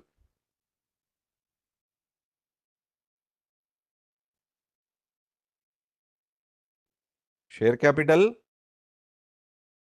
200, 100, 200.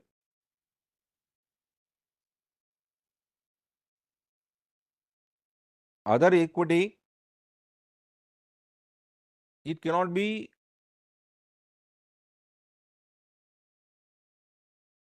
800. This loss has got to be adjusted in other equity. So this will be 200. This is going to be 798.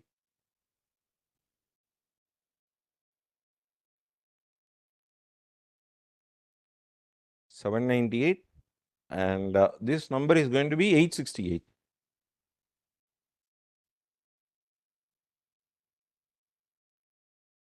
Non-controlling interest 0, 0. It is going to be 60.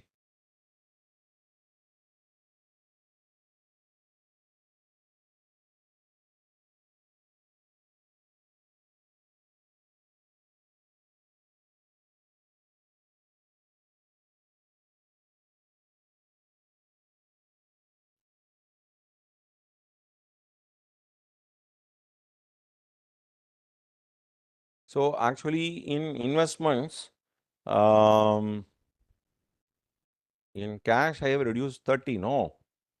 So in investments it will become 180. Correct. So cash I have reduced 32. In investments I would have made that 30. So change in cash, in SFS I would have increased my investments. So now you see the totals match.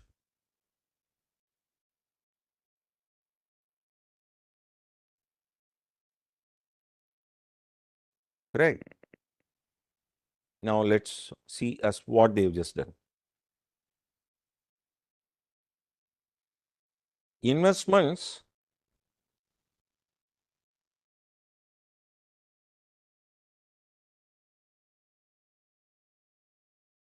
okay. So I got to bring about when I made a change here, I have made a change here, other equity. So instead of making other equity, I will make this as 182, this as 800 only. 182, cash 168, 30, 198. Correct. 23, 70, 200, 100, 200, 800, 200, 870 minus 2, 868, 90 minus 30, 60. And this is the way we are arriving at the consolidation. Journal entry, as what journal entry that we will be passing, we have just made note here. I hope that things are very clear. So instead of adjusting this investment, I have adjusted against other equity the loss. But that is loss only for consolidation. So it makes sense to make adjustment only in consolidation, but not in SFS. Though I have initially made it in SFS itself, but it will be More logical if you do it in consolidation.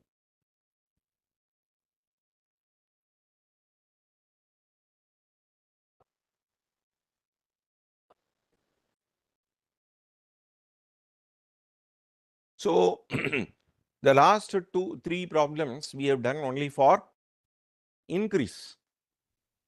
Now let us just take up if there were to be a reduction in the holding of investments, whether it results in gain or loss. Let us just see that.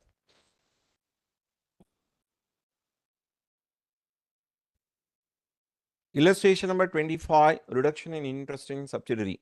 Amla Limited purchased a 100% subsidiary for rupees 10 lakhs at the end of 20x1, when the fair value of the subsidiary Lal Limited net asset was 8 lakhs.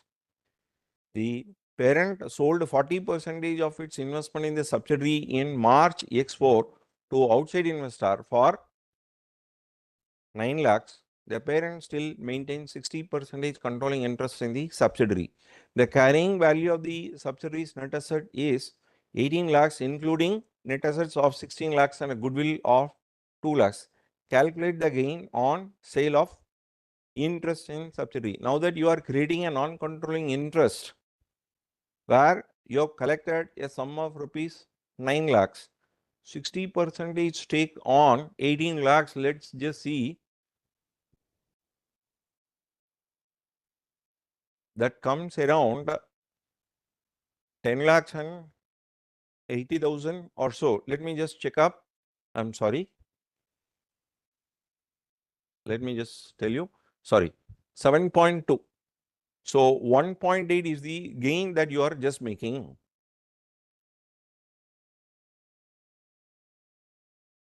1.8 is the gain that you are making. Correct? So journal entry is like this way. So let me just pitch the discussion in this fashion. You have Amla Limited purchasing in Lal Limited 100% was a stake for 10 lakhs at the end of X1, when the net asset was 8 lakhs.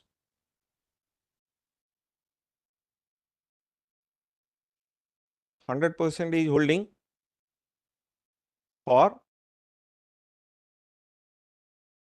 10 lakhs.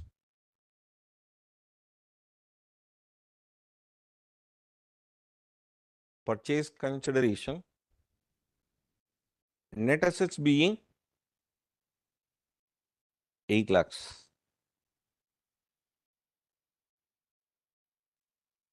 This would have resulted in a goodwill of 2 lakhs. Then this 100 had just become 60. So normally we will consider 40% sold would mean 4 lakhs and all that. No, it is not like that. So the purchase consideration what they have received was 9 lakhs.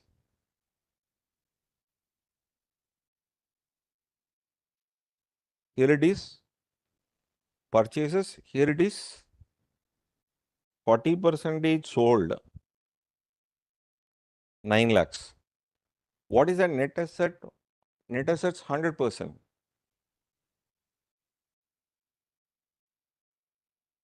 So that being 18 lakhs.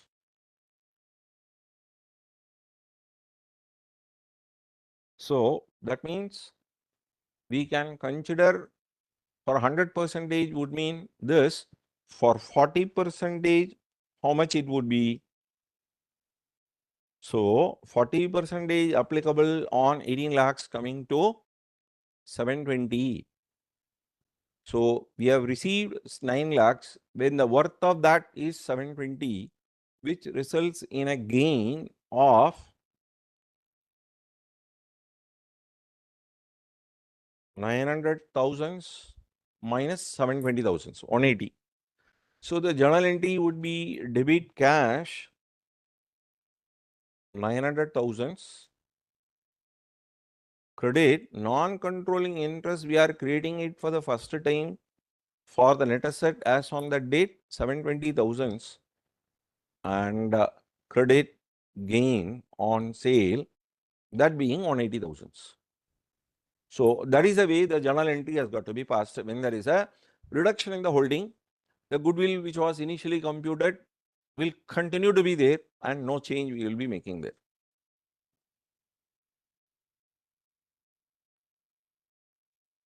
In separate financial statement, it may be 500,000, but for consolidation, credit to equity is this. Now let us just take up on to illustration number 26, reduction in interest in subsidiary. Entity A sells 30% of wholly owned subsidiary to outside investor in an arm's length transaction for 500 crores in cash and retains 70% controlling interest in subsidiary. At the time of sale, the carrying value of the subsidiary's net asset in the consolidated financial statement was 1,300 crores. Additionally, there is a goodwill of 200 that arose on the subsidiary's acquisition.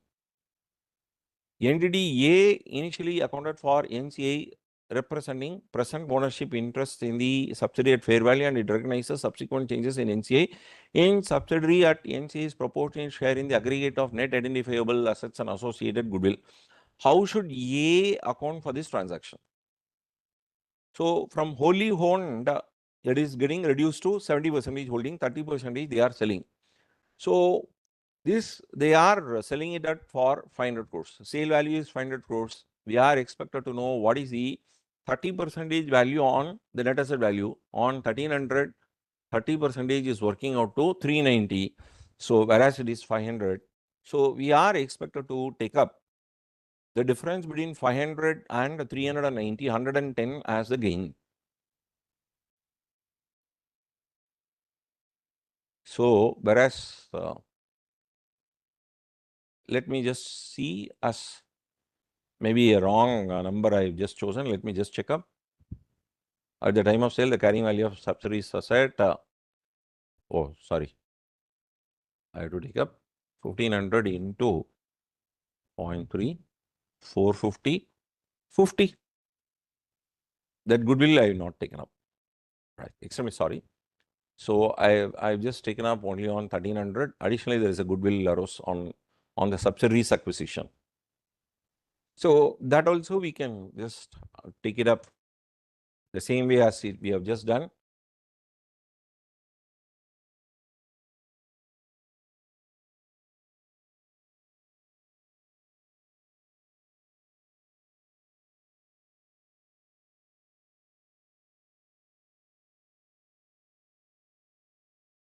%, they got it.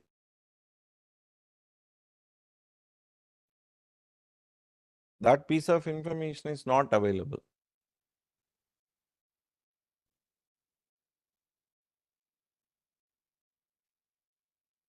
Sold 30%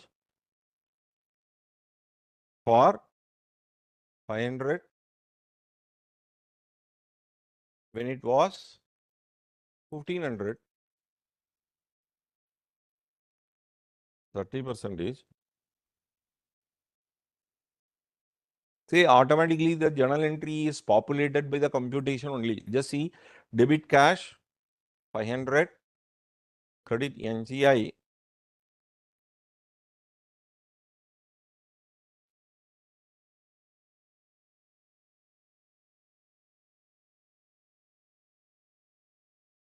So that being 1300 plus 200 making up to 1500.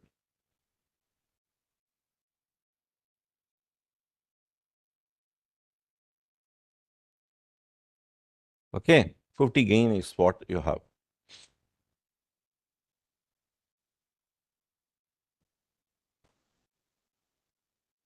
So this one we can understand that indirect interest and all that only when we solve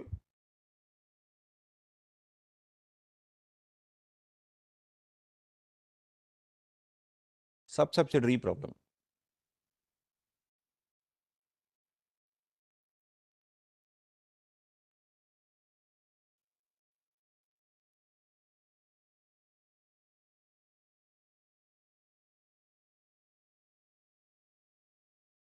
chain holding problem, we will take it up.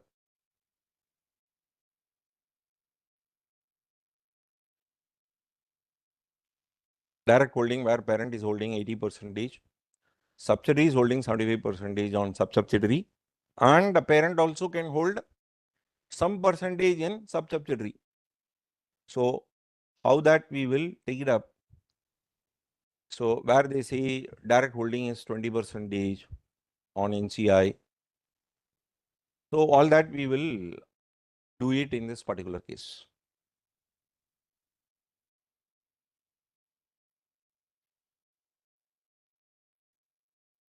So before that, I wanted to try a simple consolidation.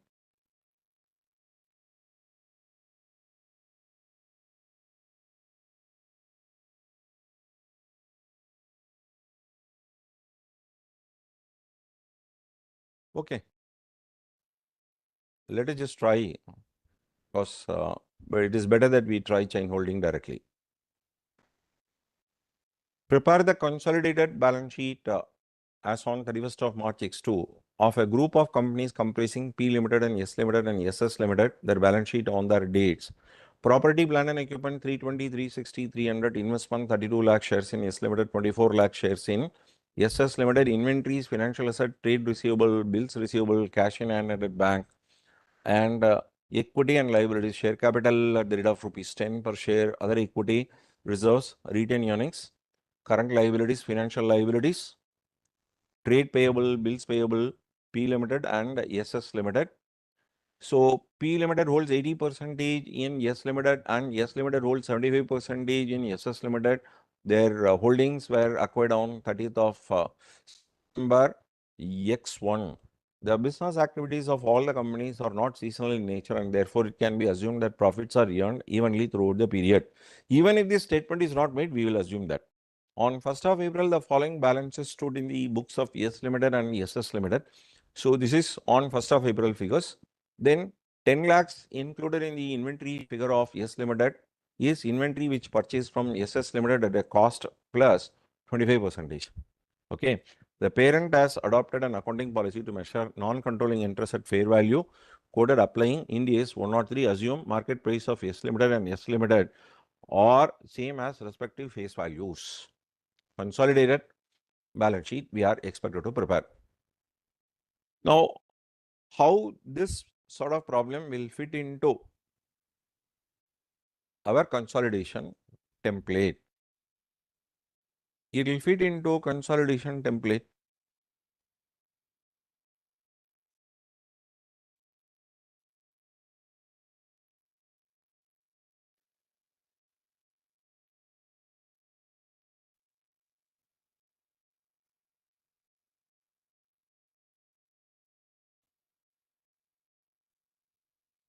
P in parent in subsidiary, date of acquisition, date of consolidation, prior, post, percentage holding, NCI. So I will put it like this way.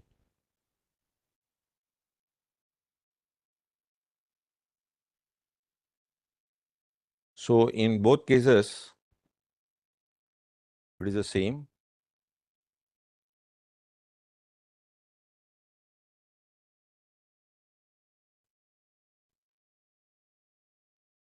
Date of acquisition, 30th of September X1.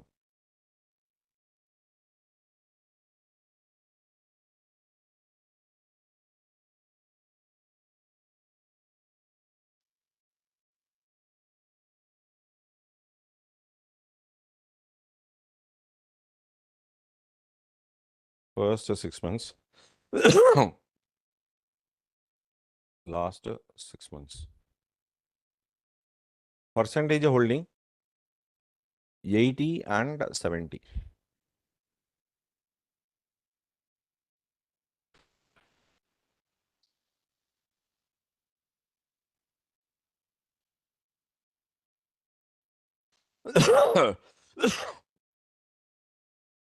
Cut off. classification.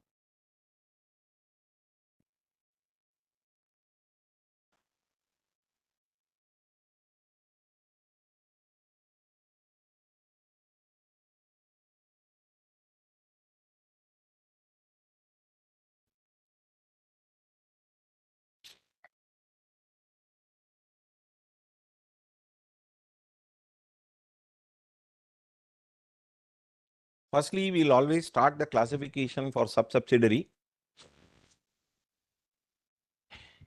60 and 30.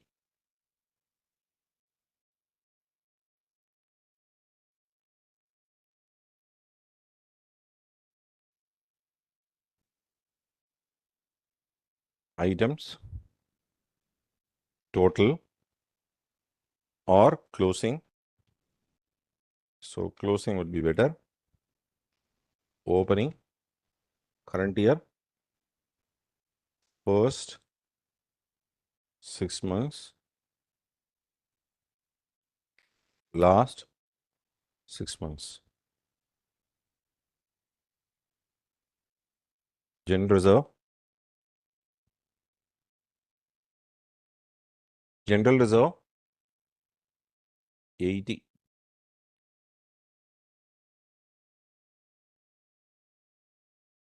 80, 60.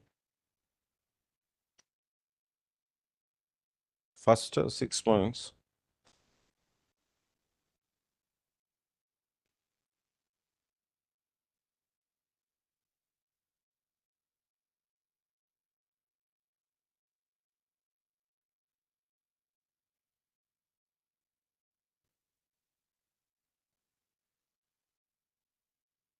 So capital profit, revenue. Capital profit is nothing but your opening balance plus first 6 months.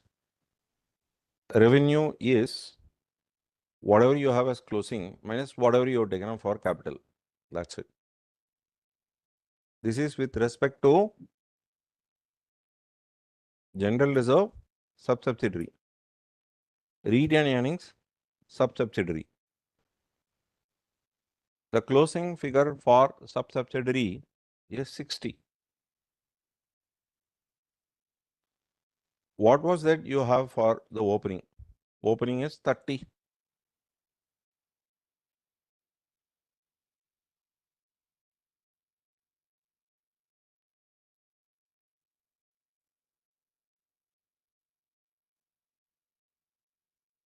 So once you set the format, then it becomes easy. General reserve, subsidiary.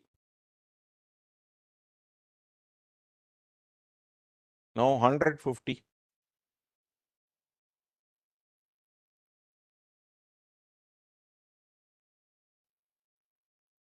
150.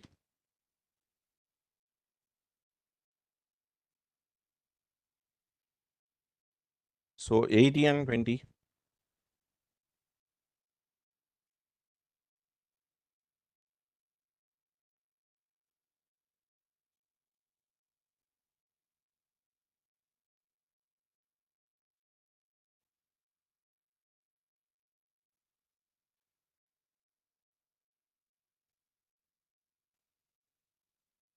Okay, capital and revenue profits we have arrived at. No big deal.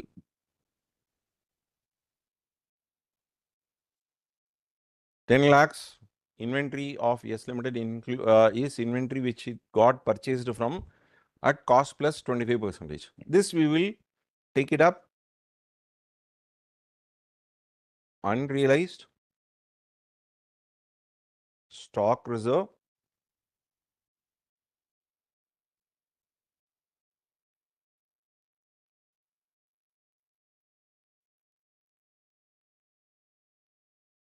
Ten lakhs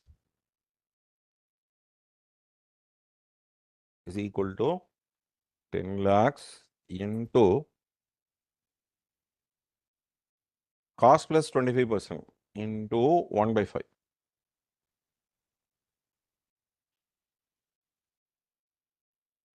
2 lakhs. It is an upstream sales.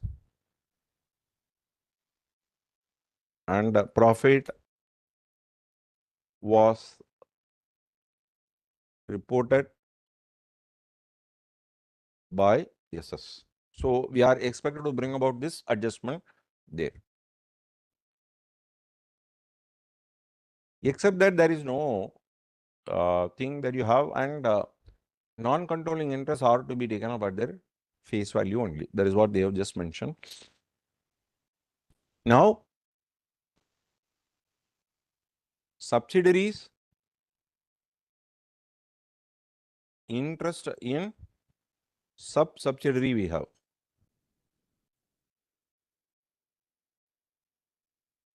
The template of DOA, DOC, RR and RP will come there. Equity, share capital.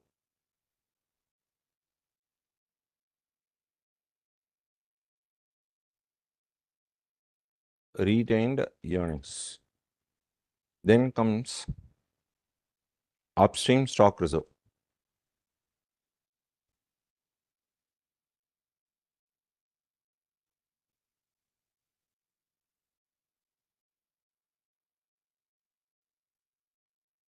$320, $80, $60.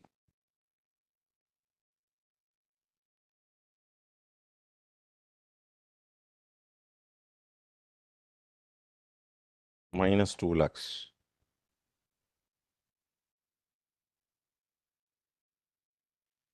So here we are expected to take up 70 and 45.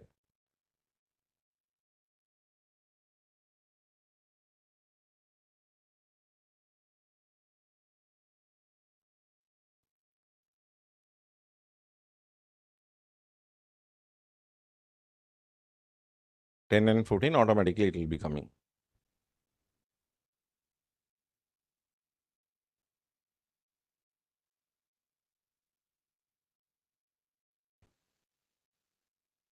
Percentage of holding 70-30.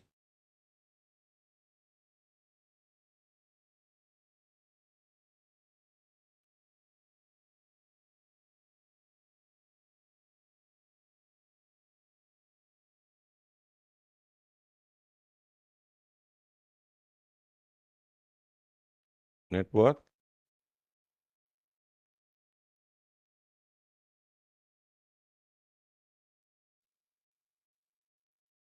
NCI at net value. From 435 we are expected to deduct 305.5, and the same is what we will be updating. Increase in NCI.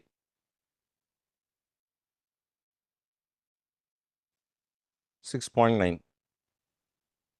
Increase in NCI, then fair value of NCI, which is going to be 30% taken up at fair value only. So 320 into 0.3. How much you end up is 96.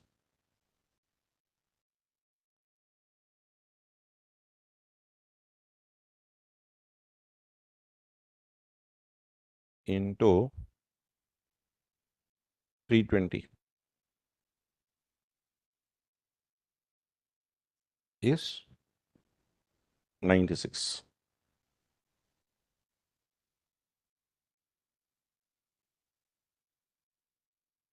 Then investments by S in SS.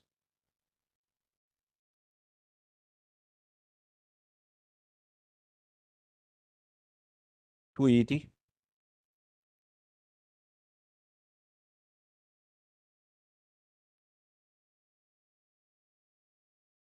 100% value 376 has got to be compared with 435. This results in bargain purchases,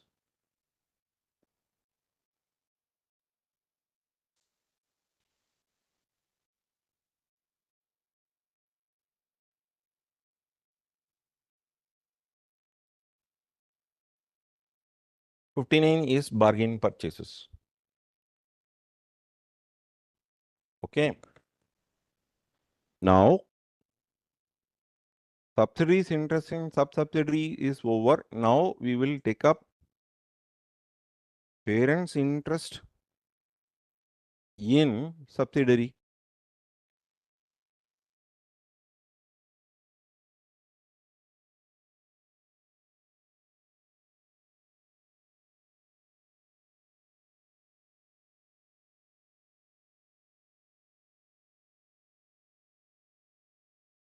So I would like to take up DOA, DOC, RR and RP. We have we have in 400, 150. 400, 150. Same 400, the general reserve being 90 and 35.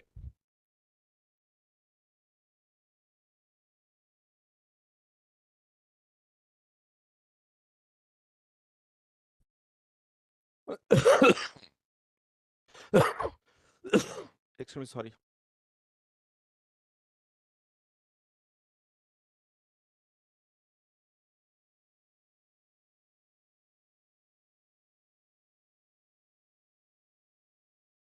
Percentage is 80-20.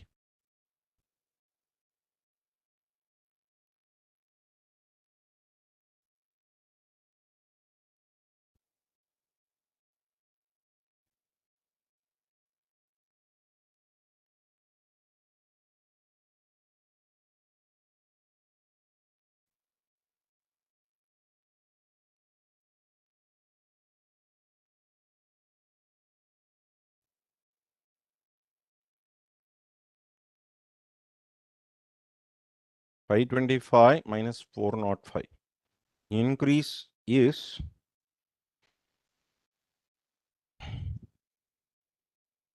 $5.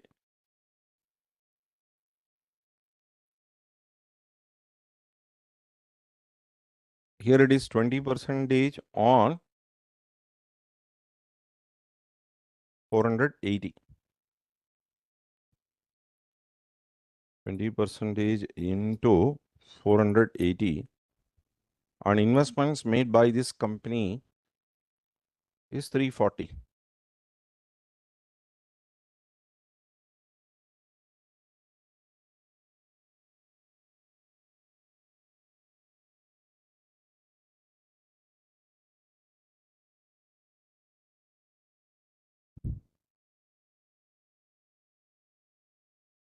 Now,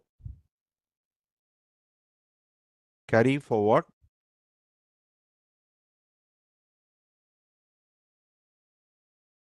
Carry forward.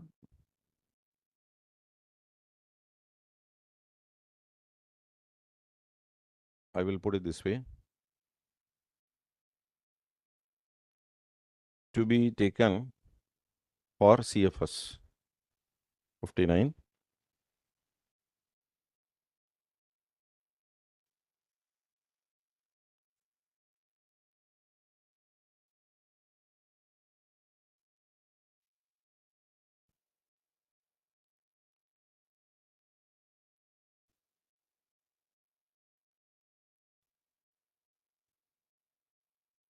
Correct? So from here I am transferring to the other one. Now SFS figures I will capture now. I mean the share capital of 600 we will not take up. 180 and 160 we will take up. 180 and 160 we will take it up.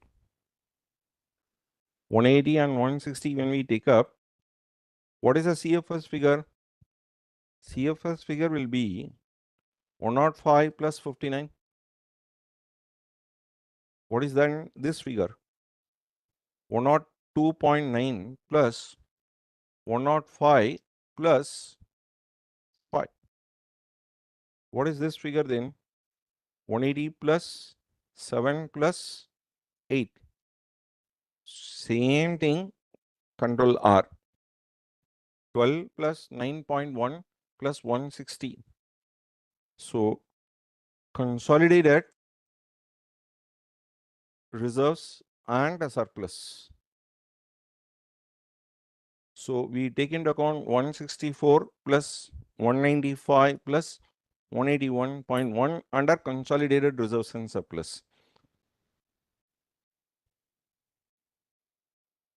Now let us just go for consolidated balance sheet.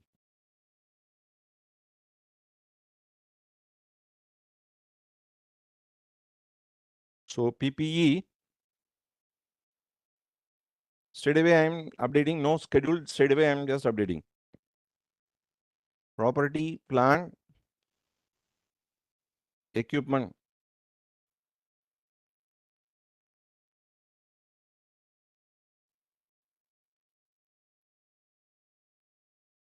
$320 plus $360 plus $300. $980. Goodwill resulted. Inventory.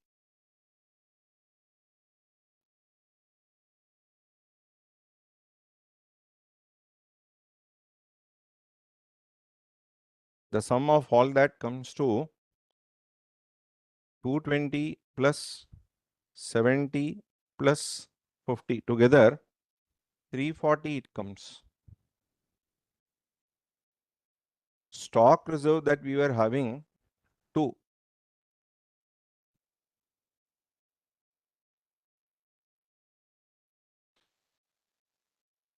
$338. Trade receivables, bills receivable, cash in hand.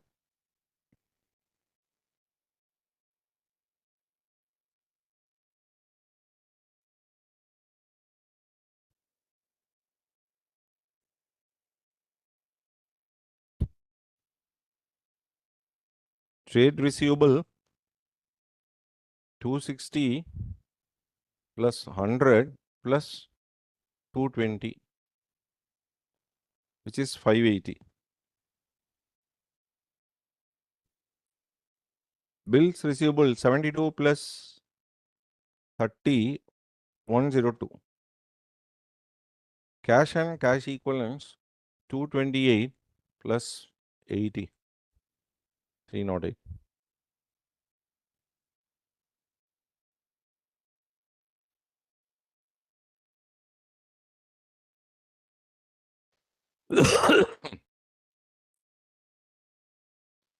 Then equity share capital of the bigger parent.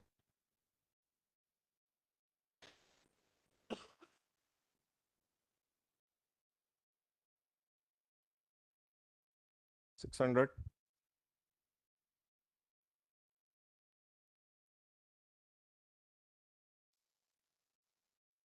Consolidated reserves and surplus.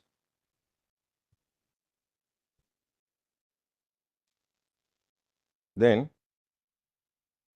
non-controlling interest 212.9. We have some mutual loans between them.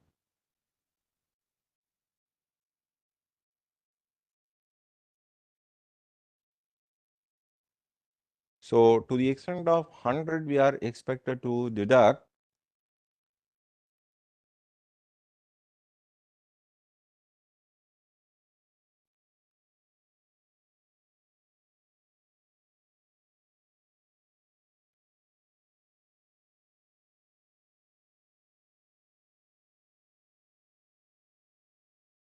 actually it is to be taken up as 2.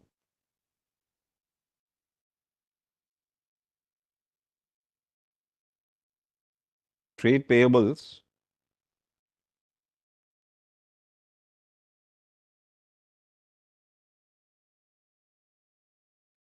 the figures that we are going to take up for trade payables are 470 plus 230 plus 180. 880. Bills payable. Taken up at 0. That's it.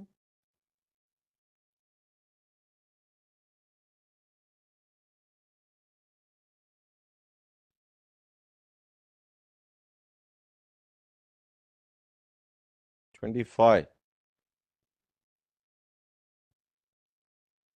There is anything that we have not taken, we will take it up here.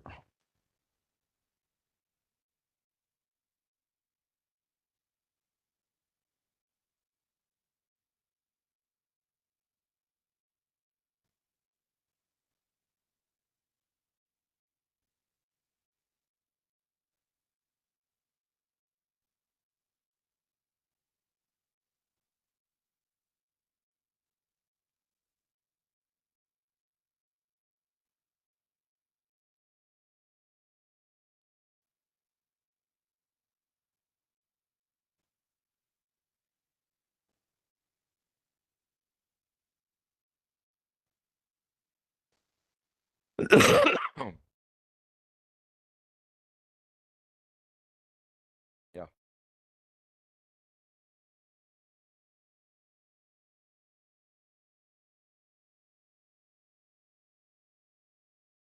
See, there is a problem that we have.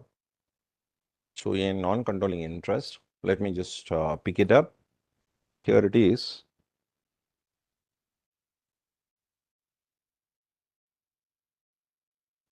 $102.9 plus 80 plus 5. I just got that point. So here we have forgotten to take up that 80 there. Like how 96 was taken up, same way 80 has got to be taken up. So ours format is tried and tested. Templates are so cute that you can solve the problem in the least amount of time.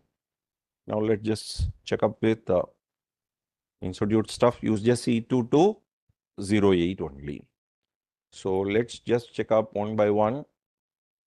So 980, 338, 582, 308. So you just see 600, 600, and it is they have given separately, but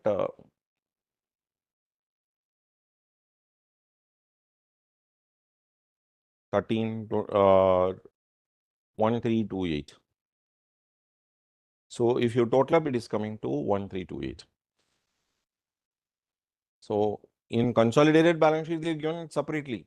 So don't worry about that. Our answer cannot be by chance we cannot get the numbers. So these are all very, very important ones. You just don't worry about this breakup.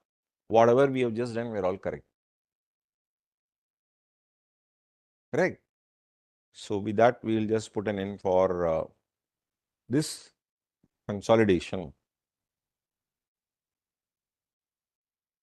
So how they are classified as capital and revenue. So they say 40% and all that. So calculating or effective interest and all that is not required. So it is straight away you can try individually and you can create that. Total capital reserve, they are telling it out as 188. So total of that comes to, in our case, 164. So they are working it out through product method. So what we have just done is 100% correct.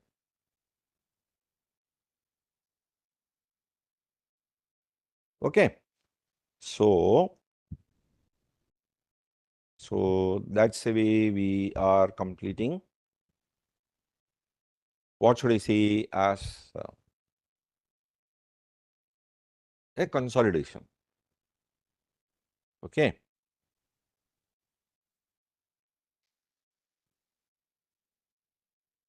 And coming back to this discussion,